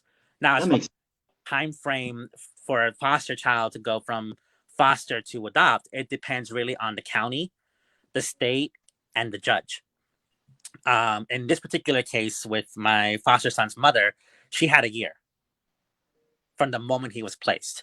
Now, me being someone who's familiar with, mental health issues and how difficult it could be to cope, in her defense, I was saying, look, I don't think a year is enough time for her to get back on medications, for her to get on an even keel and be okay and stuff. I don't think a year is a fair enough amount of time. And then here they are 5 months in, and they're like, oh, he's gonna go back. And I'm like, if a year isn't enough, how is 5 months enough? Come on. But in this particular, in the middle of a pandemic at that. Exactly. And it's a scary thing, but they gave her a year. Now I don't know if that's common practice for Lackawanna County, which is where my child is from, or for Pennsylvania even. But I know it really depends on the county, the state, and the judge. They might give certain parents more time, depending on the situation. But if it's something like very severe, they might give them less time. But I want to make it very clear, because it's gonna, if you go through foster care, they're gonna make it very clear to you. The goal of foster care, above anything else, is reunification with the birth family. That is the main goal. Yeah. So before they even like talk about, oh, you might be able to adopt this child, if they tell you that, don't believe them until you know that birth parent has run out of time, because they'll tell you, look, they have run out of time. Now we're switching our goal from reunification to adoption, and they will tell you that we reached that point because there's going to be court hearings every few months to keep you up to date on the progress that the parents are making. Right. And you'll get a good grasp, like, you know what, they're not getting their act together. This child most likely is going to be mine. Or you'd be like, you know what, they're doing good. This child is not going to be mine. And sometimes there might be situations where you really don't know because you think they're not doing good, but they're going to get them back anyway. And then that child will go back to the parents and then back in foster care, and then back to the parents, and then there's trauma, and then it's a nightmare. But yeah, that's the God's honest truth that all too often the trauma that us as Americans in general, especially us of minorities, do face on an everyday basis, I'm sure play a huge part and a huge burden on how that affects the kids when they go back and forth, at least. Yeah, and you know what? I can't go into details because of course. System. But my first foster son, he used to tell us, oh yeah, I've been in foster care my whole life, and I'm like, no, you weren't, because they do this thing called, I think it's called life books, where it's like a book of pictures and stuff that they like, and kind of like tells their story since they went into foster care, and his was only a year old, the book. So I was like, you have not been in foster care your whole life, because sometimes kids in foster care will make up stories to either keep you away or to bring you in because they want that acceptance. And I thought this was just him telling tall tales. After he left, we found out that he was telling the truth. Now, he wasn't in foster care the entire time. He was going in and out of foster care since he was a baby. And he's 10 years old. And he's still in the system. And I'm like, are you kidding me? And then there were other things, mental health-wise, that were going on that we were not aware of because he was an emergency placement. And I said, you don't always get all the info. We found that out after the fact. And I can't go into details, unfortunately, because, it's protected information. But I'm sure it would have made a difference on the connectivity and how you were able to bond or treat the situation. With him, there definitely was a connection, especially between him and my husband. They had a really strong bond, and then we had one, but not as strong as the two of them. But I think what it would have done, I'm not saying that it would have worked out, but I think, at least for me, I can't speak for Michael, but for me, it would have made me more patient. Because coming from a background, like I have depression, I have anxiety, I have, dealt with, psychologists and counseling and all that jazz. I've had discussions about medications. So like I would have understood, and I probably would have been a little bit more patient. But it was a tough decision that we had to make, and we made it. But I wish I would have known what we found out when we had it, because we didn't find out until he was gone. And that was the hard part. And it's like, this is information that we should have had before he was even placed with us. But it was an emergency placement, and you don't always have that information when it's an emergency placement. And that goes all around, like whether it's a kid of color, boy, girl, white. Yeah. If they're in an emergency placement, you don't always have that information. There's stuff about the boy I have now that I might not know. I mean, I just found out his middle name on Halloween, and I've had him since July.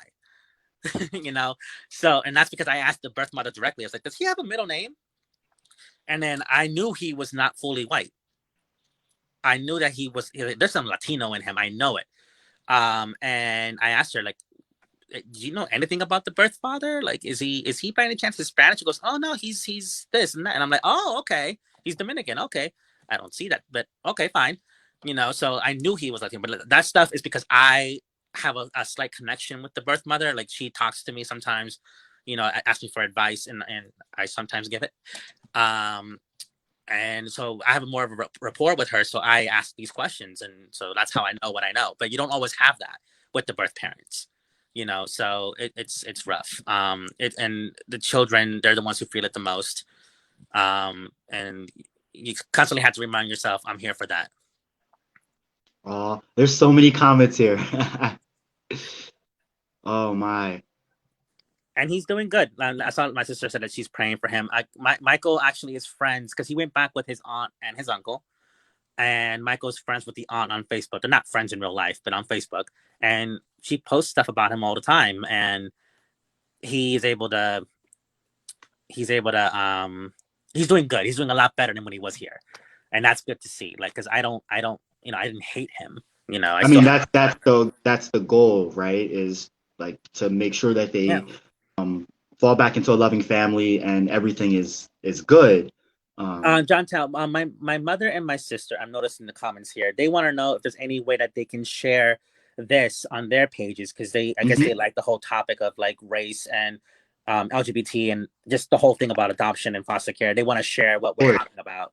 Share whatever you want, wherever you want. Share it far and wide. This is for everyone to.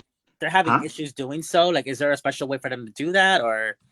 If they go to my page or the page that this is shared from, probably because they're not following your page, but if they go to my individual page, Jontel E. Toland, they'll be able to find it. Okay. Yeah, because after we're done, it gets posted on your page, like an actual like video. Right. Okay. And I'll share it on your page. I'll tag you in it, and then they can get it from your page and just go ahead and yep. Cool. Yeah, by any means, everyone can share this. This is what this is for. This is what I like to do is educate people through having these interviews, people that really do live these actual experiences. And I'm so grateful when we were doing the episode last week, you popped in my head and I was like, oh my God, I got to share this to him. Like right now, we were airing it as I shared it to you and you started watching. I was like, wow, that would be great to talk to him about this whole situation. I like to get both sides of a story, both experiences, and for her as an adult going through the system and sharing like the good and the bad, and how she turned out. And also her even saying that she would adopt or she would put a child up for adoption. Like that's a lot to be said about that. That's commendable, but it also shows brave stuff. A lot of brave stuff. A lot of brave stuff. It really showed the vulnerability of what a child goes through from in and out of this whole system, whether it's good or bad. Well into adulthood. What's that? They carry that stuff well into adulthood. Yes. The good and the bad.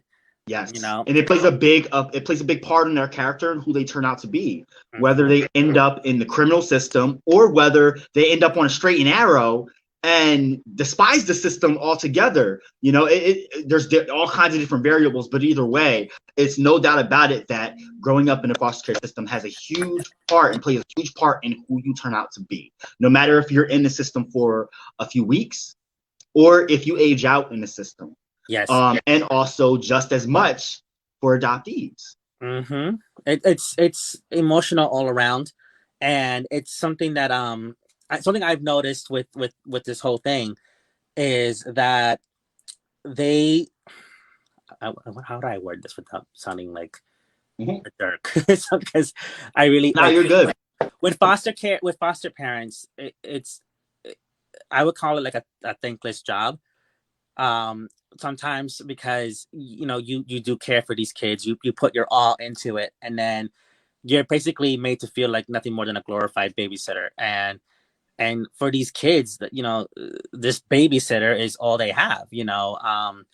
And I really hate that a lot of times we're made to be seen like the bad guys, like we're only in it for the money, which by the way is not a lot. Let me tell you right now, it's not a lot. Unless they're like special needs or very young, you don't get a lot of money for these kids. But anyway, it's a very difficult thing, and I actually do appreciate that we're doing this thing, and you did it last week because I missed a lot of it before I hopped on, and I once you posted it, I watched the whole thing, and I'm like, even with my first foster son, like something that she said about like don't give up on them and whatever, like it hit me hard. Because I was like, yeah, if I would have known what I know about this boy now, I probably wouldn't have given up so quickly. But, it helps a lot. Like that video really did help a lot. Like seeing someone who's been through it on the opposite end of what I'm doing. It really does help a lot. And it's because it's You're gonna make me cry. I haven't seen, and I will say this positive because I know race is something that is very, on everybody's lips lately. I haven't, and this is just me personally. Anyone else who's in foster care could tell you differently, maybe.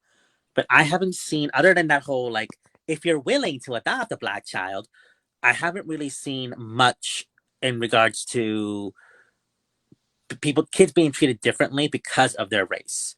Right. Um, and I'm grateful for that. I'm not saying it doesn't happen because I'm sure it does, especially in certain states that are probably more meh with people of color.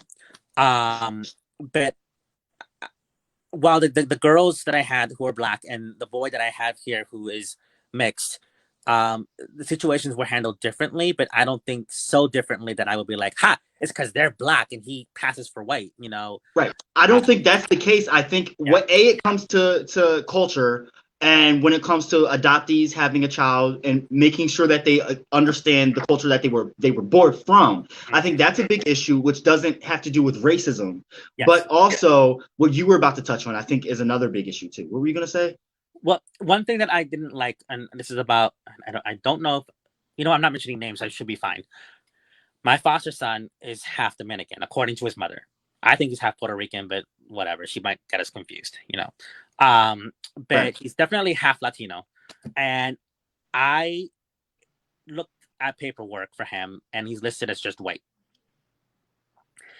And it might be because maybe she's not very open about talking about his father. That could be why. But it really bugs me because this is why I want more people of color to be either foster parents or adoptee, because I was able to, my mother looked at him like, he's not pure white. My sister, he's not pure white. I was like, no, he's not pure white. I want to know what he is. And us as people of color can recognize that. And now because we know, if we were to keep him, we can raise him and let him know, hey, this is part of your culture. I mean, I'm assuming, I don't know if he's Irish or what he is, but I could find out. But you're also Latino. You know, your father was from this country, and this is what they do. And I know people who are, you know, obviously Puerto Rican like me. That there's Dominicans and Mexicans that I know that if he ends up being something like that, I'd be like, hey, let's talk to these people. They can Right. talk about their cultures, what they celebrate, what they believe, whatever. And I think it's important for you to be, you know, people to be involved because you can recognize, you know, there's something about this kid that I can help them with. And that's, Well, it comes down to representation. And yes, that goes to anything to be said. Like you touched on, we need more people of color, brown, black, Asian. We need more adoptees of these groups to represent, and therefore all these we know statistically that there's more black boys yes, over the age of 10 in the system. yes. So right off the bat, we need more black couples, which is an uphill battle. So for one, I do get the price ranges, even though it's kind of, I wouldn't even say it's racist because it's not racist, but it does give you a bit of a sting. But it's understandable. It really is understandable. It's just that the way that they present it is a little weird. But there is an intent behind it, and I think if they really focused on how that ideal was presented, especially to people of color that are looking to adopt, and make it easier specifically to people of color to adopt, I think that issue would be more so resolved. But when it comes to overall, I don't think it's really any racist kind of Yes. issues overall. And I can definitely agree with you because there are a lot of loving white parents that not like the whole I see no color is a problem, but the fact that they're loving parents and they just want to love a child that needs love is all that really is. That's first and foremost. And speaking of loving white people, I don't know, Michael. I don't know if you're watching this, or Dan, if you're watching it, you're next to Michael. Can Michael come upstairs and stuff? Because I don't know if John, I don't know if you have time or not, but so like maybe getting Michael's in on this because you know I'm only one half of this right of this, you know, couple, this journey, this family and stuff. I don't know if Michael is even watching. He should be. He's also, but you know what? He's also watching my son. So our son. I said mine.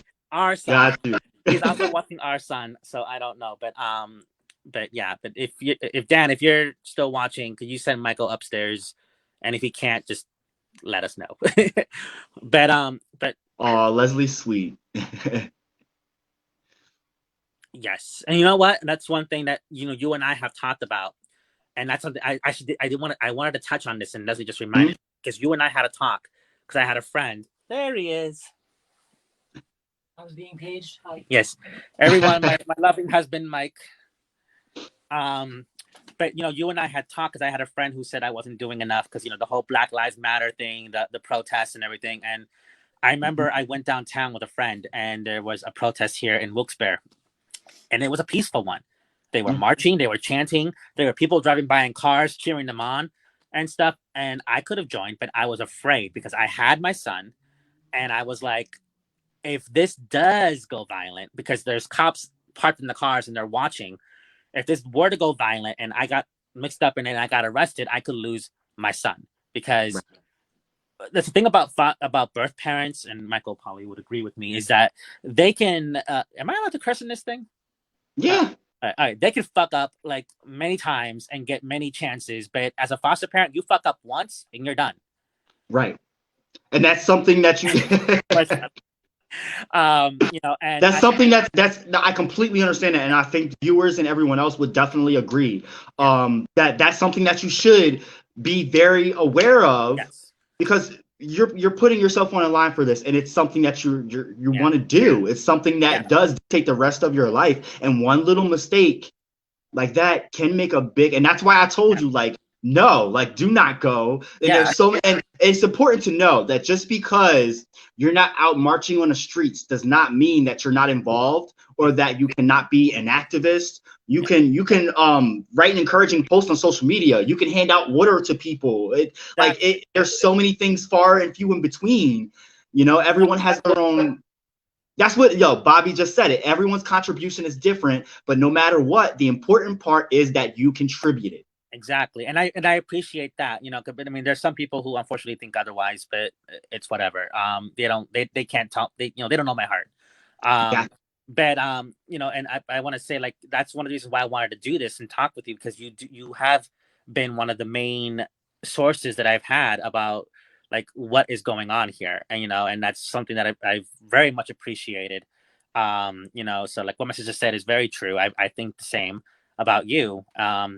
And I wanted to talk about it because this is something that I feel I could do. I could, as a person of color, as someone who is in an interracial, relationship, and someone who is LGBT, this is my chance to kind of like talk to people who are like me and encourage them, and let them know, hey, you can do this, or maybe it isn't for you, but there are other options, But Michael has had, like we talked about race.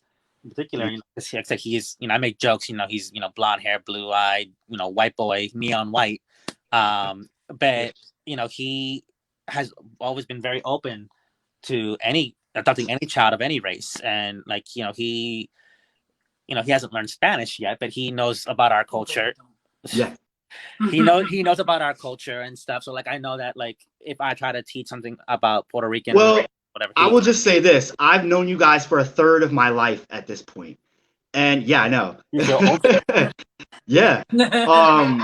I know. And so one thing I can say about the two of you is that you've always been very open, caring, loving people. But first and foremost, very open, just very open-minded to any and all things. And the two of you as a unit are cross sections of all different intersections. And so that makes you even more powerful when it comes to the topics going on in 2020, especially. So you just having the courage, both of you, to have this talk and this live with me right now is a form of activism. It's your way of contributing. You adopting in general is your way to contributing a good thing and a good part of society. And Bobby said, it's easy to learn Spanish. Just listen when we yell. You catch on. That's not wrong, because the first thing that people learn are the bad words. They're like, oh, oye pendejo, or whatever. And I'm like, really? Do you know what that means? Like, no, but I've heard them yell it. I know it's bad, and I'm like, of course you do. Okay, but yeah, he's not wrong with that, But the thing is, like, Michael, like, all jokes aside, like, yeah, he might not know Spanish that well, but but he is very much open to the culture, and he has learned to kind of like pick up on context clues. So like, he is very open to like learning about other cultures. Like, we talked about Black and we talked about Hispanic, and we definitely have ways of doing that easily. But I see the coffins. But like let's say we were to adopt an Asian child. Like, I mean, I am a big fan of like things that are Japanese and whatever, but I don't know much about that culture. I don't know Right. about China, Korea, all these other places. I don't know about that, but I would have to learn. And he's always been very open to doing the same thing, because while the most important thing is that their kids are safe, that they're loved, they're healthy. They know that they have a support system with us and obviously our friends and family. But That's also representation. representation matters. And not only that, but like you are and you are an important person, and you are an important person in many ways, and your race and your culture that you were born into prior to be placed with us is an important part of that too.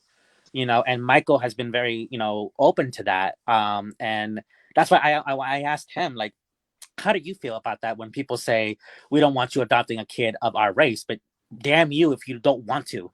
Like, I wanted to know, like, how do you feel about that? And I don't remember what your answer was. What my answer was for what I'm For saying. that, when I said, like, when people say I don't want you adopting a child of my race, but if you don't adopt them, then you're also bad. I don't really recall my answer, to be honest with you. We have dad brain. Yeah, dad brain is that real. Is a thing. That is a thing. But when it comes down to it, it's kind of like, I mean, Dan and I were just talking downstairs, and he had mentioned when he had taken the girls to the mall. Yes. The two African American girls that we had. He was getting various looks, some very, very loving looks, primarily from African American women, older women, because they knew that they could see that the oldest had a connection with this individual. But then also there were other looks too, as well. Like, like, unfortunately, it's something that I think that needs to be combated, and the only way it's going to be combated is by doing it. Yes. And it's kind of like when he used the example about her hair.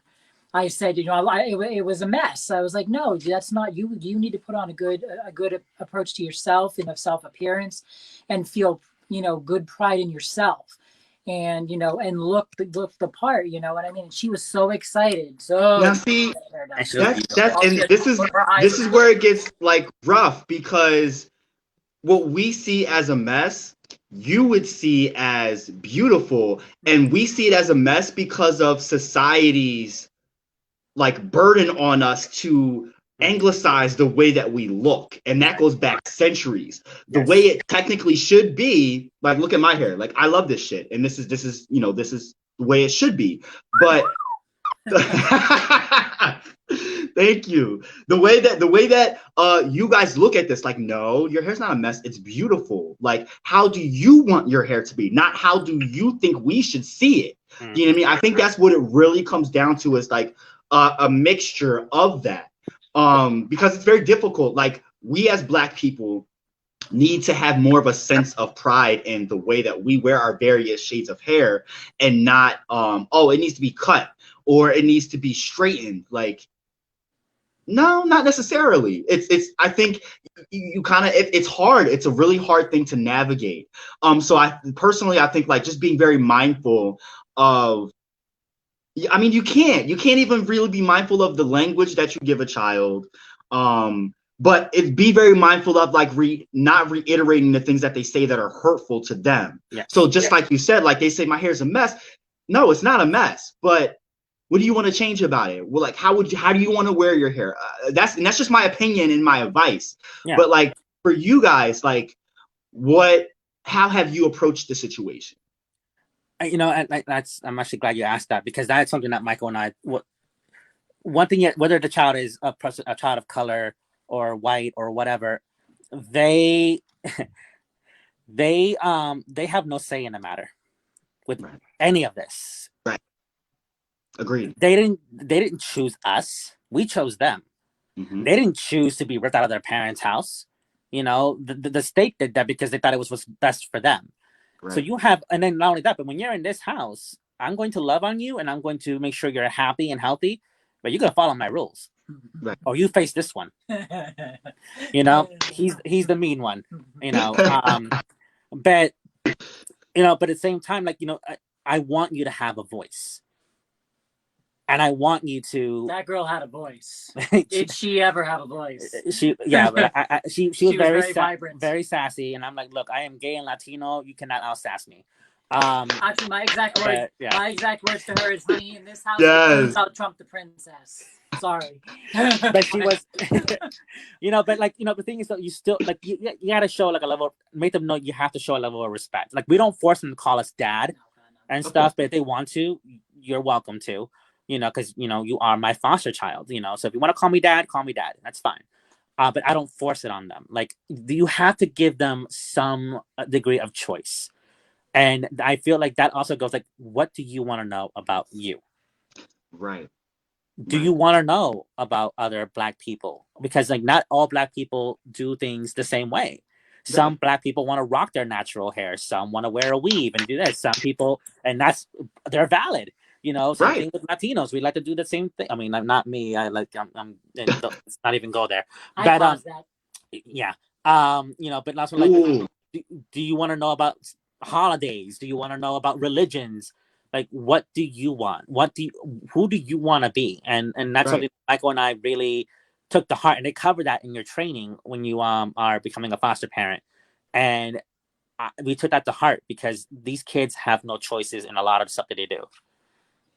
Bobby has a couple of things he wants to say, but this is interesting. I'm going to check that out. There's a great documentary that's out there on Amazon that dives deep into this. It's called Black, White, and Us. It sounds familiar, but that's pretty interesting. He says it cracks wide open the stigma that seems to follow all of the language and microaggressions that non-people of color have learned and adopted over the centuries, and how we can do better to change that language. And it's so true. It's so true. It makes it like, I'm sure Michael has always been aware of these kind of things, but jumping into this specific thing, I think it really cracked wide open when it comes to hair specifically and culture, like how to approach the wording in the language. Yes. And Bobby has a question for Mike. I'm wondering, how does Mike approach the microaggressive language that follows this? How does he approach that conversation with others? I'm not sure what you mean, to be honest with you. I think that when it comes to particularly things of race, and then we talk about what microaggressions are, I don't know if Michael really is aware of what. I think he knows, like he'll know what it is, but I don't think he knows what that term. So a microaggression, for example, I'm a Black guy. Say that I grew up in school having an afro, and people constantly would say hurtful things, little hurtful things. Over time, you get so bitter, and so you internalize all of those things. And it's something that you can like just passive aggressive, like kind of comments, almost like yes, like that can be insinuating of racist things, but they don't necessarily cross that threshold. But all of them accumulating is just blatant racism. So skirting the line of racism, in other words, like basically. Mm-hmm. Right. Like someone asked if they're yours, like, are those your kids? Oh, you mean like if somebody would ask me that, like how I would approach it? Yes. Oh. Yeah. Well, like when you're like, say you're out the grocery store and you just happen to be walking past, and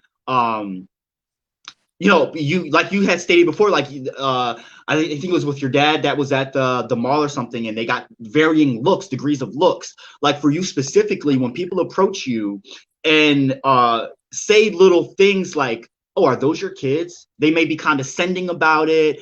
Or, oh, yeah, they say something like, "Oh, her skin color is so beautiful." Like, how do you respond to things like that? Well, passive aggressive is kind of me anyway, so I kind of that's just me. So I wouldn't have any problem throwing it back at somebody if they were insulting, because don't come at my kids. I don't care whether they're my foster kids or my adopted kids or whatever, my nieces, nephews, or whatever. Don't come at me. Don't do that. No, I'm sorry.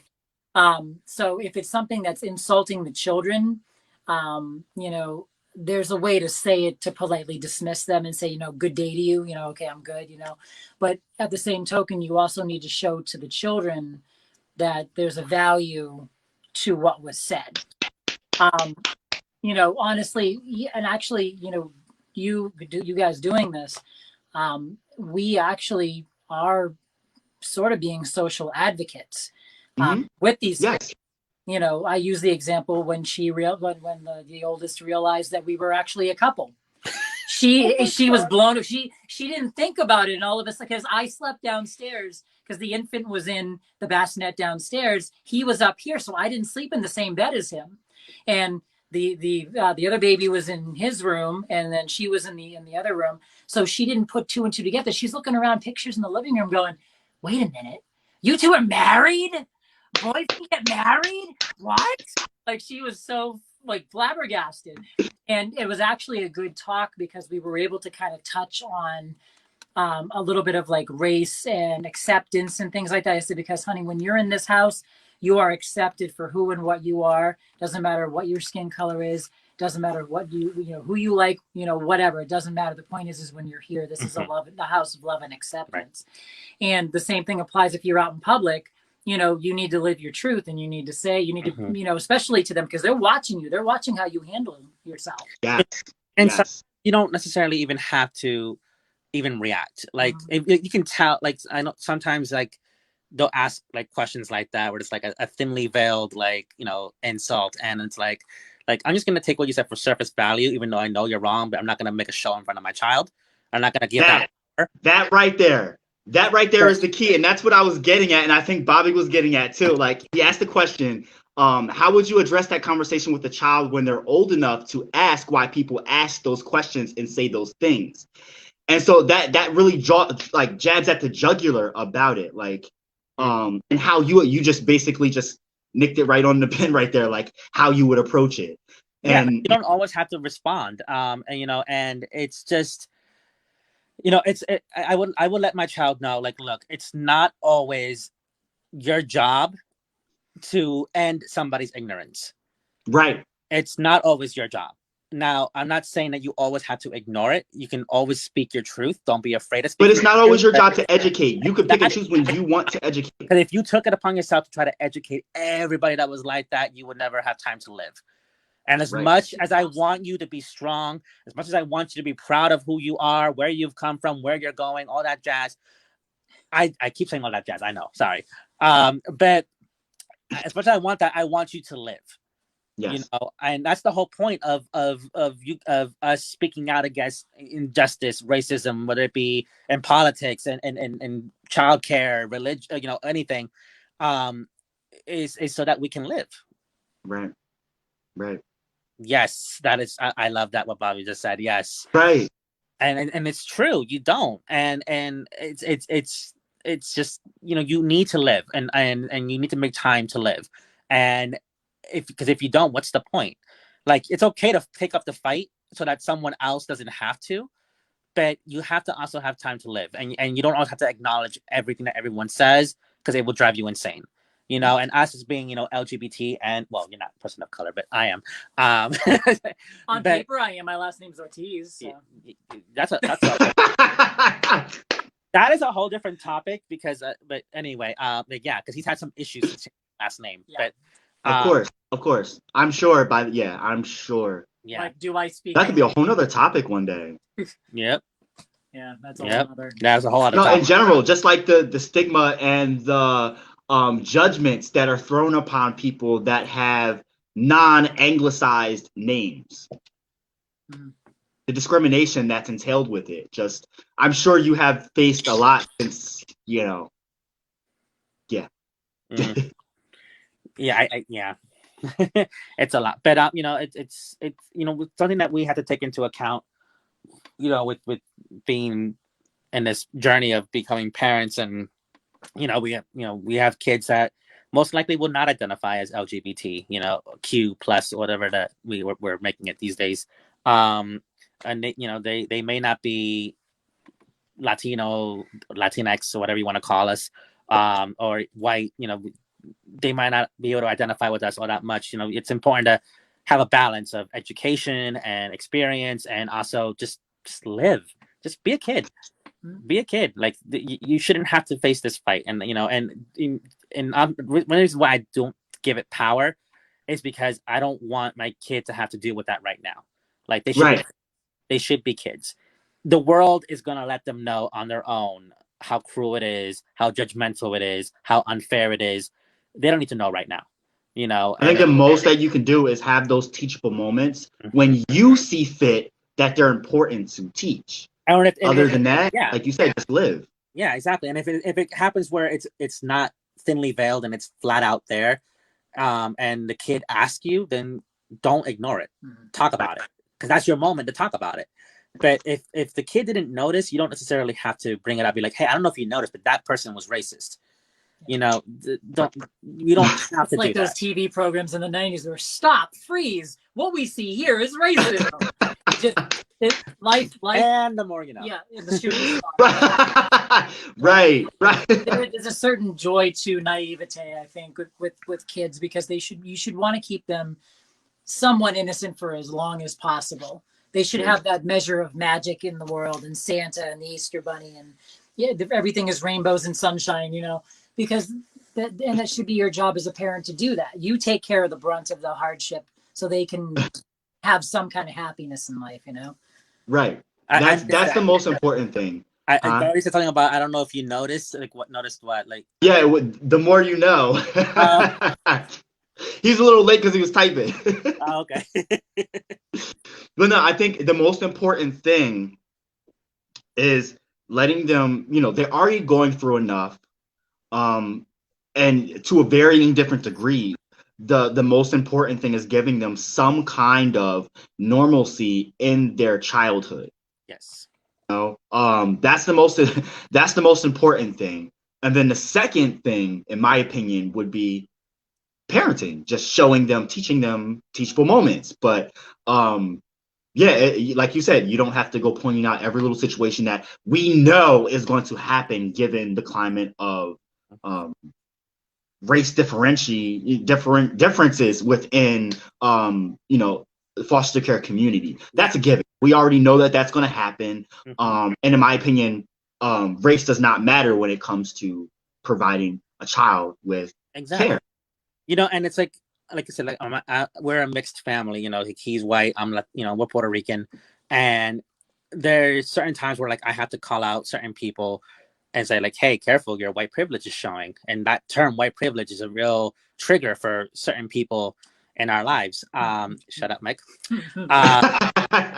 Talking about nothing but love for them, because if my family shares this, that person might see this, and nothing against this person, but there have been times where I've had to call out, and it's always an argument.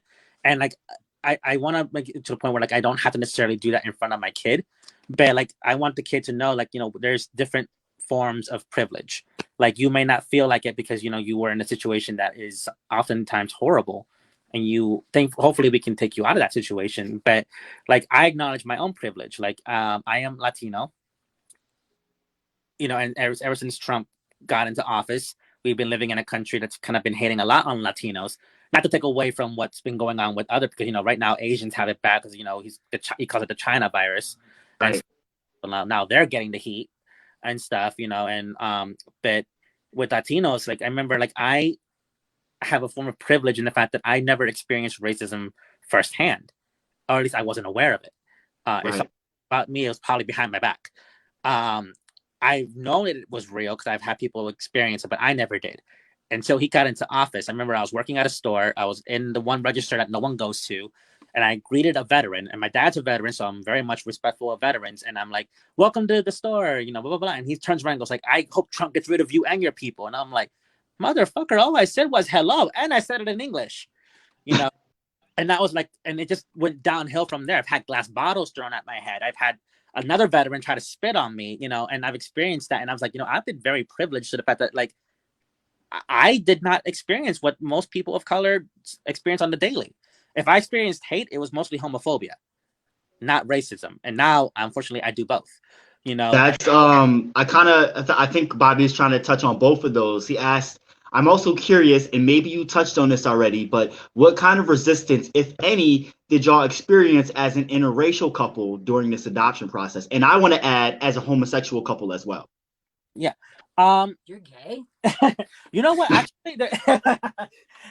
Actually, you know what? To be honest with you, I mean, this is one situation, like I said, like where I didn't experience racism firsthand. We know that, and especially in adoption and foster care, that there have been people who have been rejected because of that. They're like, no, we're not gonna represent you for adoption because you are a gay couple. We are a Christian organization and so on. We're not going to do this.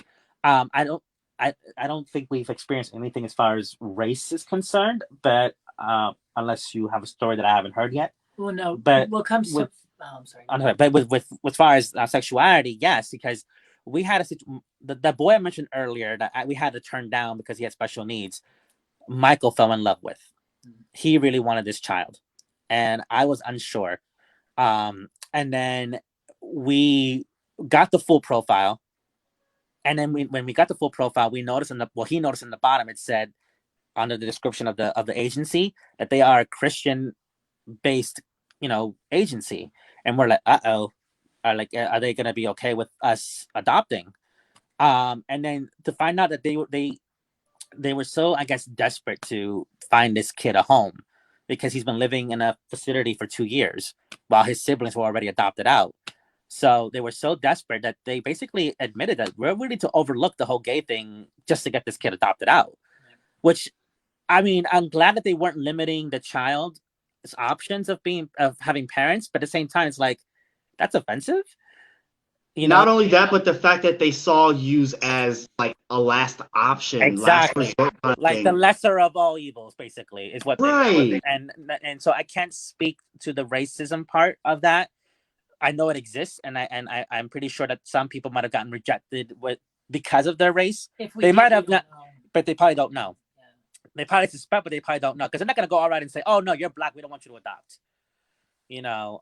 I mean, it could have happened to us on paper. We just don't know, but nothing blatant. Yeah, because we've had a couple kids where they're like, "Oh, it's not going to be a fit," but we weren't told why, and we're like, "Okay, is it? I don't know. It could be because we're gay. Is it because I'm Latino, or is it?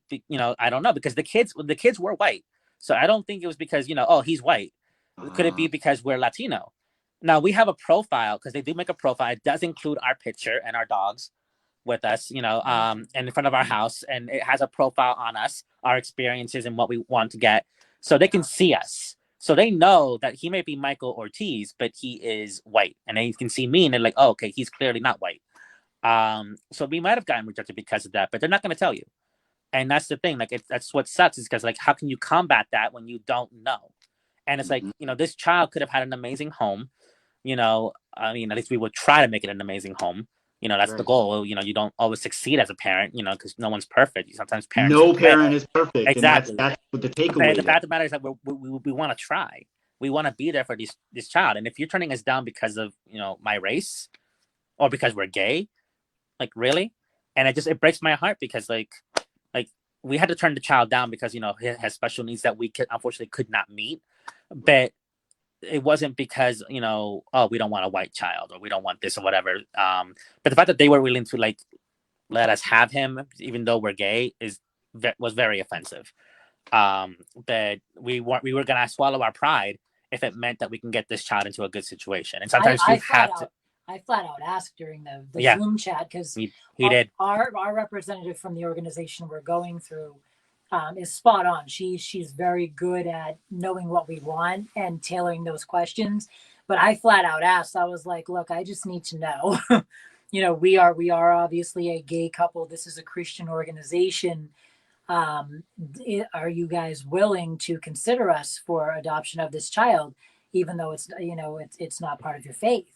And she was like, "Well, he would really have, a lot of questions, of course, because he was I can't say traditional, but he was in a with a mom and a dad, that type of thing, that type of family. So that would have been a little difficult, I think, for him at first with questions. But she did answer my questions, but I flat out asked because I was like, no, I need to know, because right. I think Bobby kind of asked that in a sense. I think that's what he's getting at. I'm not sure if y'all kind of answered it or not, but he said, so when they decide that the child isn't a fit, as you said, they're not required to say why. Would that be an agency decision? Or, like, is it not the child? Like, is it the agency preventing the child from being able to, get adopted by y'all because they don't want the child adopted by a gay couple? Unfortunately, a lot of the time, especially with what we said earlier, that the Trump administration and the Supreme Court is hearing arguments on this soon. They want to make it so that Christian organizations for adoption and foster care can legally turn us away because we're gay. They won't even give the child. They won't even let the child know we exist. Because this little boy did not know we existed. He still doesn't know we exist. Gotcha. Because they don't want to. The process is you get a profile, you decide we want to try for this. Then you contact their social worker, or rather, our social worker contacts theirs, and then we talk. We get more information. We talk to more, and then we meet with the social worker. And then if we go past that, then we meet the child. So these children don't even know we exist. So it's not them making the decisions. But although the children a lot of times do get a choice in the matter. If a child were to be like, I don't want two dads, because unfortunately they might have been raised by a family who is anti-gay or maybe anti-Hispanics, they could have been like, pro-white only, the child could say, I don't want this. And I can't imagine an agency going against what the child wants. Unless it's something that, we have to get you somewhere, but as far as like, when they say we're not a fit, like they didn't tell us why. I don't know if there's any like state law that requires them to do that or not, but they didn't tell us why we weren't a fit. There was one time that we were told we were not a fit, and we were told why, and that was because we lived too far away from their relatives who would have visitation rights, and we couldn't provide that transportation to visit. So they said you're not a fit. We accept that because that's a valid reason. Yes. But when you tell us we're not a fit and you don't tell us why, it makes it suspect. I can agree with that. I can agree. And I see that Bobby's saying, what a shame that we would deny a child a loving home. Unfortunately, that happens a lot more frequently than we would like to admit. A lot more frequently. We like to think that the system is all about the children. But it's not unfortunately, always. And I don't want to bash the system, but it's a very flawed system. Mm-hmm. It's the system that we have, and until somebody does some kind of advocacy to change it, and lobbying to change it, it's really not going to. But we have to be real here. The state receives money for these children. They receive money for these children, and now granted, it's not like this huge thing, this huge amount of money, but still, there's a certain avenue. And I'm not saying that's not the case, because I'm pretty sure that does factor into a lot of situations. Right. But we don't know that's always the case with every situation, every child. However, one thing that I did notice, and I'm having dad brain so bad because I just lost my train of thought again. But one thing I notice with these kids is that sometimes they don't. You know what? I lost it.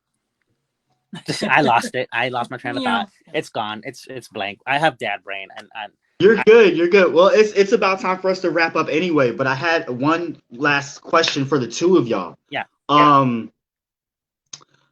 Because I asked Destiny the same thing, and one thing that we can all agree on, no matter what side that you're on, whether you're an adopted kid or you're an adoptee parent, the system is flawed. And we know that there's a lot of different variables that feed into why there's so many kids in foster care. That's a given. And I asked Destiny, what if she had $20 billion? What would she do to change the system? So I'm asking y'all, if y'all had $20 billion and y'all had the option to just do whatever y'all wanted with the system, what changes would you make? Like, give like 5 things. You want to start? Okay, I guess I can go first with that. There are a lot of things that I probably wouldn't change. But one thing I would is I'm not happy with some of the background clearances and stuff like that. Like, I know that one thing that we did not have to do was take a drug screening at all. And I'm like, some of these kids were taken away from their parents because of drugs.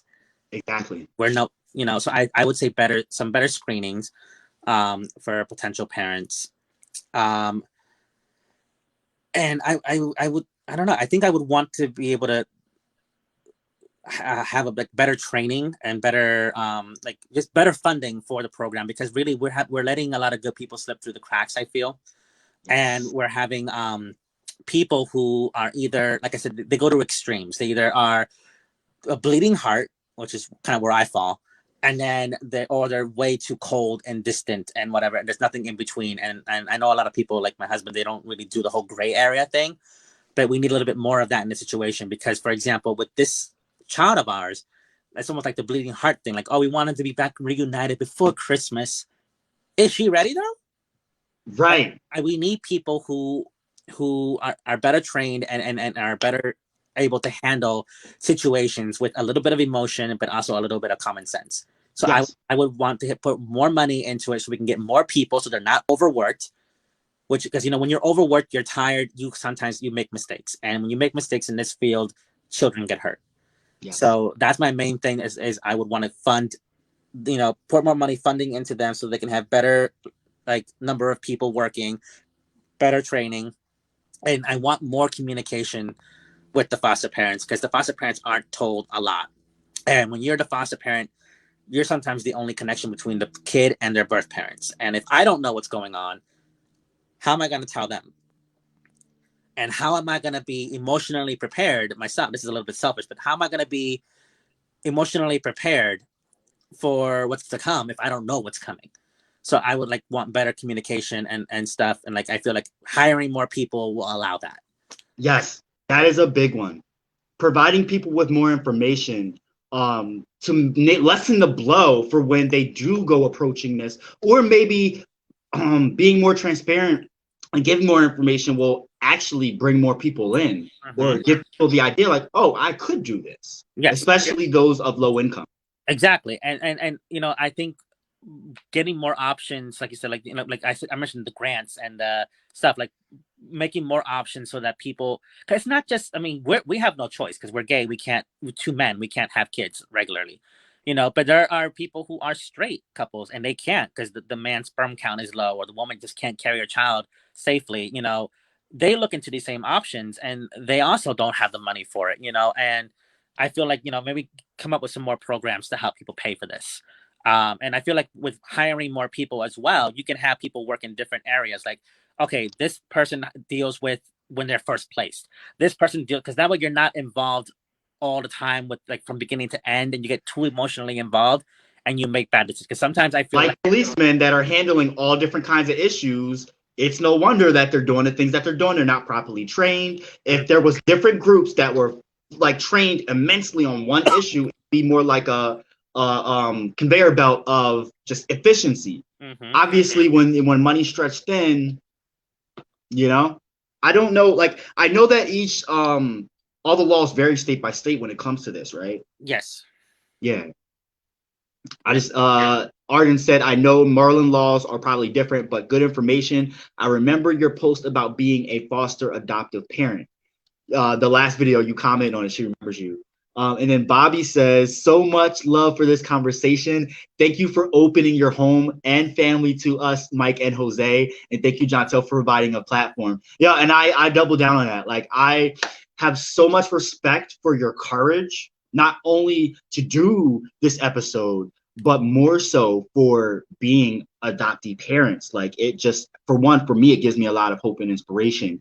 But I also have immense respect for you guys for doing this, but also not giving up. And the fact that you have such a support system and loving family around y'all, supporting y'all, the things that they said in this post, it warmed my heart.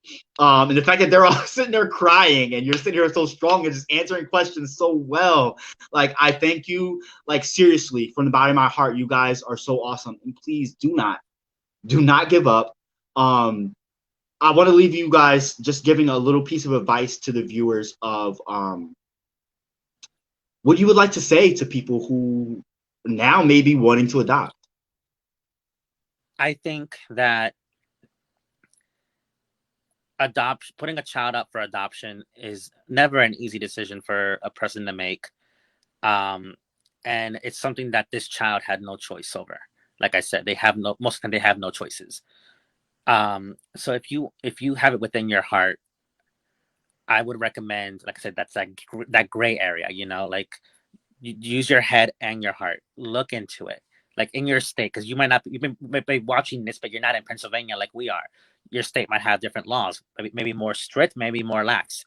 Look into what the laws are. Are there any agencies that specialize or have a good track record of dealing with people like you, whether it be a racial thing or a thank you or or LGBT, look into that, do your research, because once you're informed, you can make a better decision for what's good for your family, So and true. you.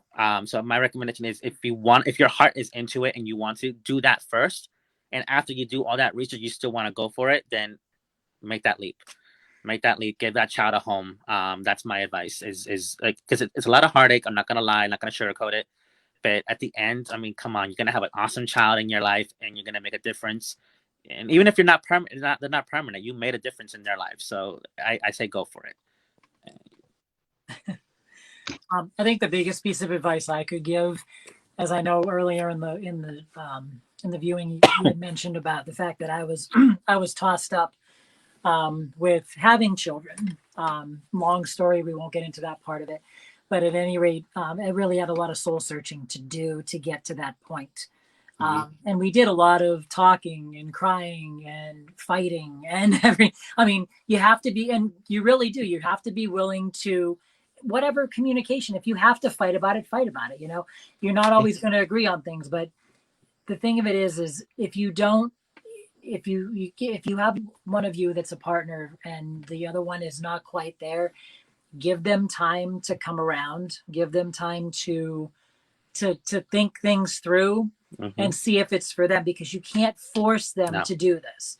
This is a very trying, very difficult avenue, not just the avenue we went on, but this whole 4 years of stuff has been just one big journey, and it's been ups and downs and a lot of like heartache and good stuff and crying and laughing. Be willing to share the good times and the bad times, and to really be open to each other, because otherwise, if not, there's going to be resentment, and there's going to be it's not going to be a good experience. Because if you have a bad experience, if we're upset about what's going on right now in the other room, who's sleeping, and we may lose him next week. Oh, is he sleeping? Oh, I put him to bed a long time ago. Oh, okay. I was looking at the time. I'm like, oh wow, he should be sleeping. God, no. But no, the thing of it is we may be really upset, but okay, then what happens the day after? We need to get together, and we need to support each other, and then go our separate ways and do things. But you have to be willing to take the ups and the downs, and you have to be willing to accept help and be willing to be together through the whole process. Because if not, if there's broken edges there, be one unit. Yeah, it's not going to work. It's just not going to work, and there's going to be resentment. You don't want that. You need that to build yourself up, because you need to refuel again, so you can be something to the next set of kids. Yes, that's it's kind of like that saying that like I saw it on Facebook. It says like make sure you heal before you go on something new, because otherwise you might bleed on someone who didn't cut you. Like if you're still holding on to the pain of the previous placement, you're not going to be able to be there for that next child, which I learned, unfortunately. You can't pour from an empty cup. Exactly. And I learned that the hard way with those two girls, and I wasn't able to be emotionally there for them because I wasn't healed. So we want to avoid that. But 3 things I want to say real quick before we end this. 2 of them is advice that I just thought of when he was talking, is if you are in a relationship, I don't believe you have to be married, but I think you have to be together a certain amount of time. If you are gonna get married or you're together, make sure you have that talk before you take that, either the step of marriage or the step of adoption, because you want to make sure where you stand, because your partner may not want to have kids, and that's while you cannot force them to have kids, they can't force you not to. Right. You have to have that conversation and be honest with each other, because you don't want to have resentment. Like if because if you have resentment toward each other, that's going to affect the child as well. Yes. My other advice is if you're single and you want to have kids, and you can adopt and you can be a foster parent if you're single. You don't have to be in a relationship. You can do it alone if you want to. Prince Charming or Princess Charming or whatever you want, whatever you're into. If they're not here yet, okay, fine. But if you're worried about, like, I'm getting up there in age and I just want to have my family, do so. Do your research, like I said. Go out there, do it. You don't have to have a partner there. Is it nice? Because, like, I'll be like, huh, look what he's doing. He's walking or he's crawling or whatever. I have someone to share it with. But unfortunately, this isn't a soap opera. This isn't a Lifetime movie. You don't always have that significant other. Don't wait. I'm sure that's encouraging for a lot of Yeah, people to hear right now, because I think the common presumption is that you have to be a couple, and exactly. so that's very important to know. Because look at Destiny in part one of this. She's a single mom and stuff. And I saw the kids. I mean, other than playing with a toothbrush and whatever, like they're normal kids and they're happy. I can tell by their voices. I was like, oh, they're so cute. But she's doing it. You don't Yeah, have to be in a relationship. And if someone comes into your life later and stuff, then your kids hopefully will get a second parent then. But it doesn't matter. Like love can come from one parent. It can come from two. It could take a village. It's whatever. And the last thing I wanted to say, kind of to close this up, is that I actually do want to thank you and stuff, because I have been going through such a hard time with this, and I don't know what everyone else's belief system is, but I do believe in God, and I've done a lot of questioning, like, God, why, and explain this to me, and then trying to trust that God knows what He's doing. When it comes to this particular child, and I've shed my fair of tears, but you have no idea how watching that first video really affected me, and just now being a part of this one has it's really been therapeutic just to kind of talk about it. I mean, I've had no shortage of talking about it, I know that, but just in this setting, where I'm actually trying to give hope to people, like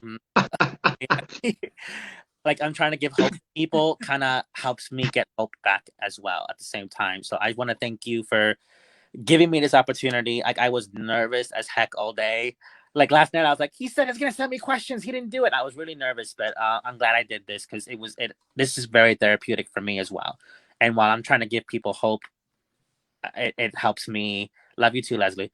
It it really did help give me back some hope. I'm not saying that I think my son's gonna stay with us, but I think that I have hope that I will survive that pain, of and course. it'll make me love that next child all the more.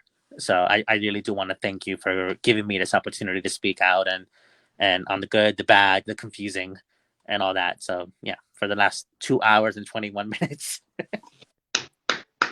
Yeah, of course, I appreciate y'all. Like, it means a lot for me to provide different sides of the story.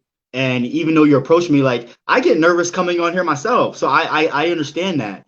But it also, thank you for being able to share your truth, your experience, because I do this for others. It's for everyone else to learn and see themselves in this and be able to grow from that. You don't always learn from your own experiences. Sometimes you learn from other people's experiences as well. Yeah. And sometimes it's important for people to be shown that. Yeah. So I part really respect your courage. I do.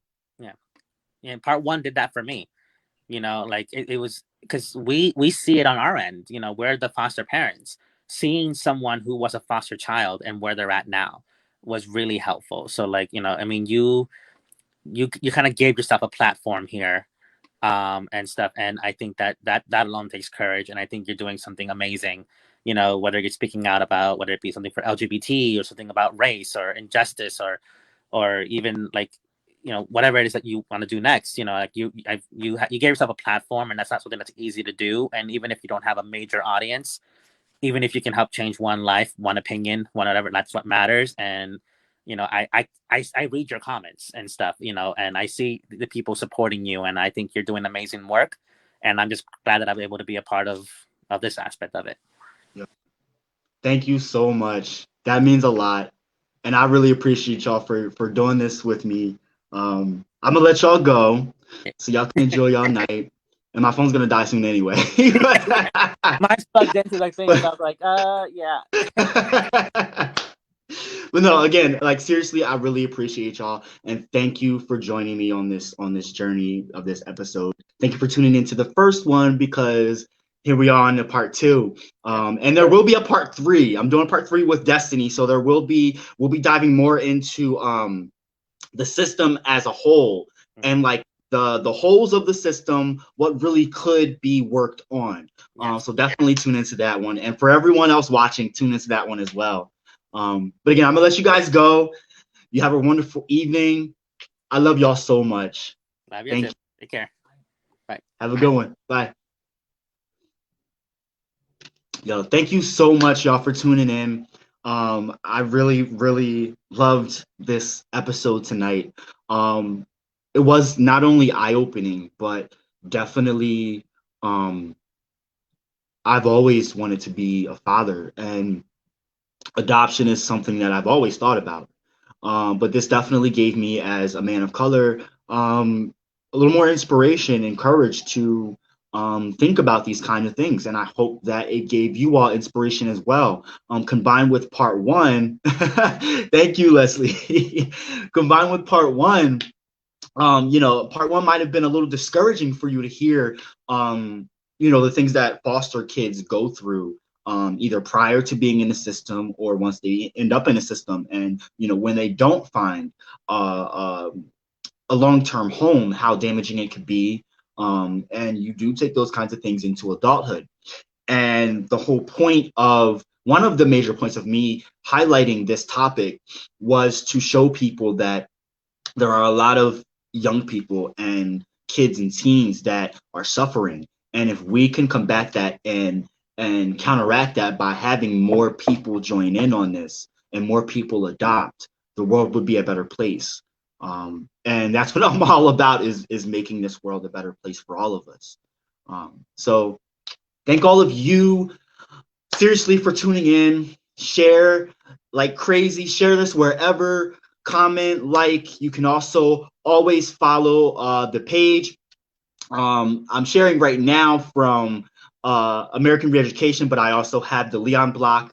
We also have links to Urban Media, and my actual personal page, as you can see, is Jontel E. Tolan. So it will be shared from all of those platforms. I hope you all have a great night. Please be safe. Love you all. Take care. Thank you.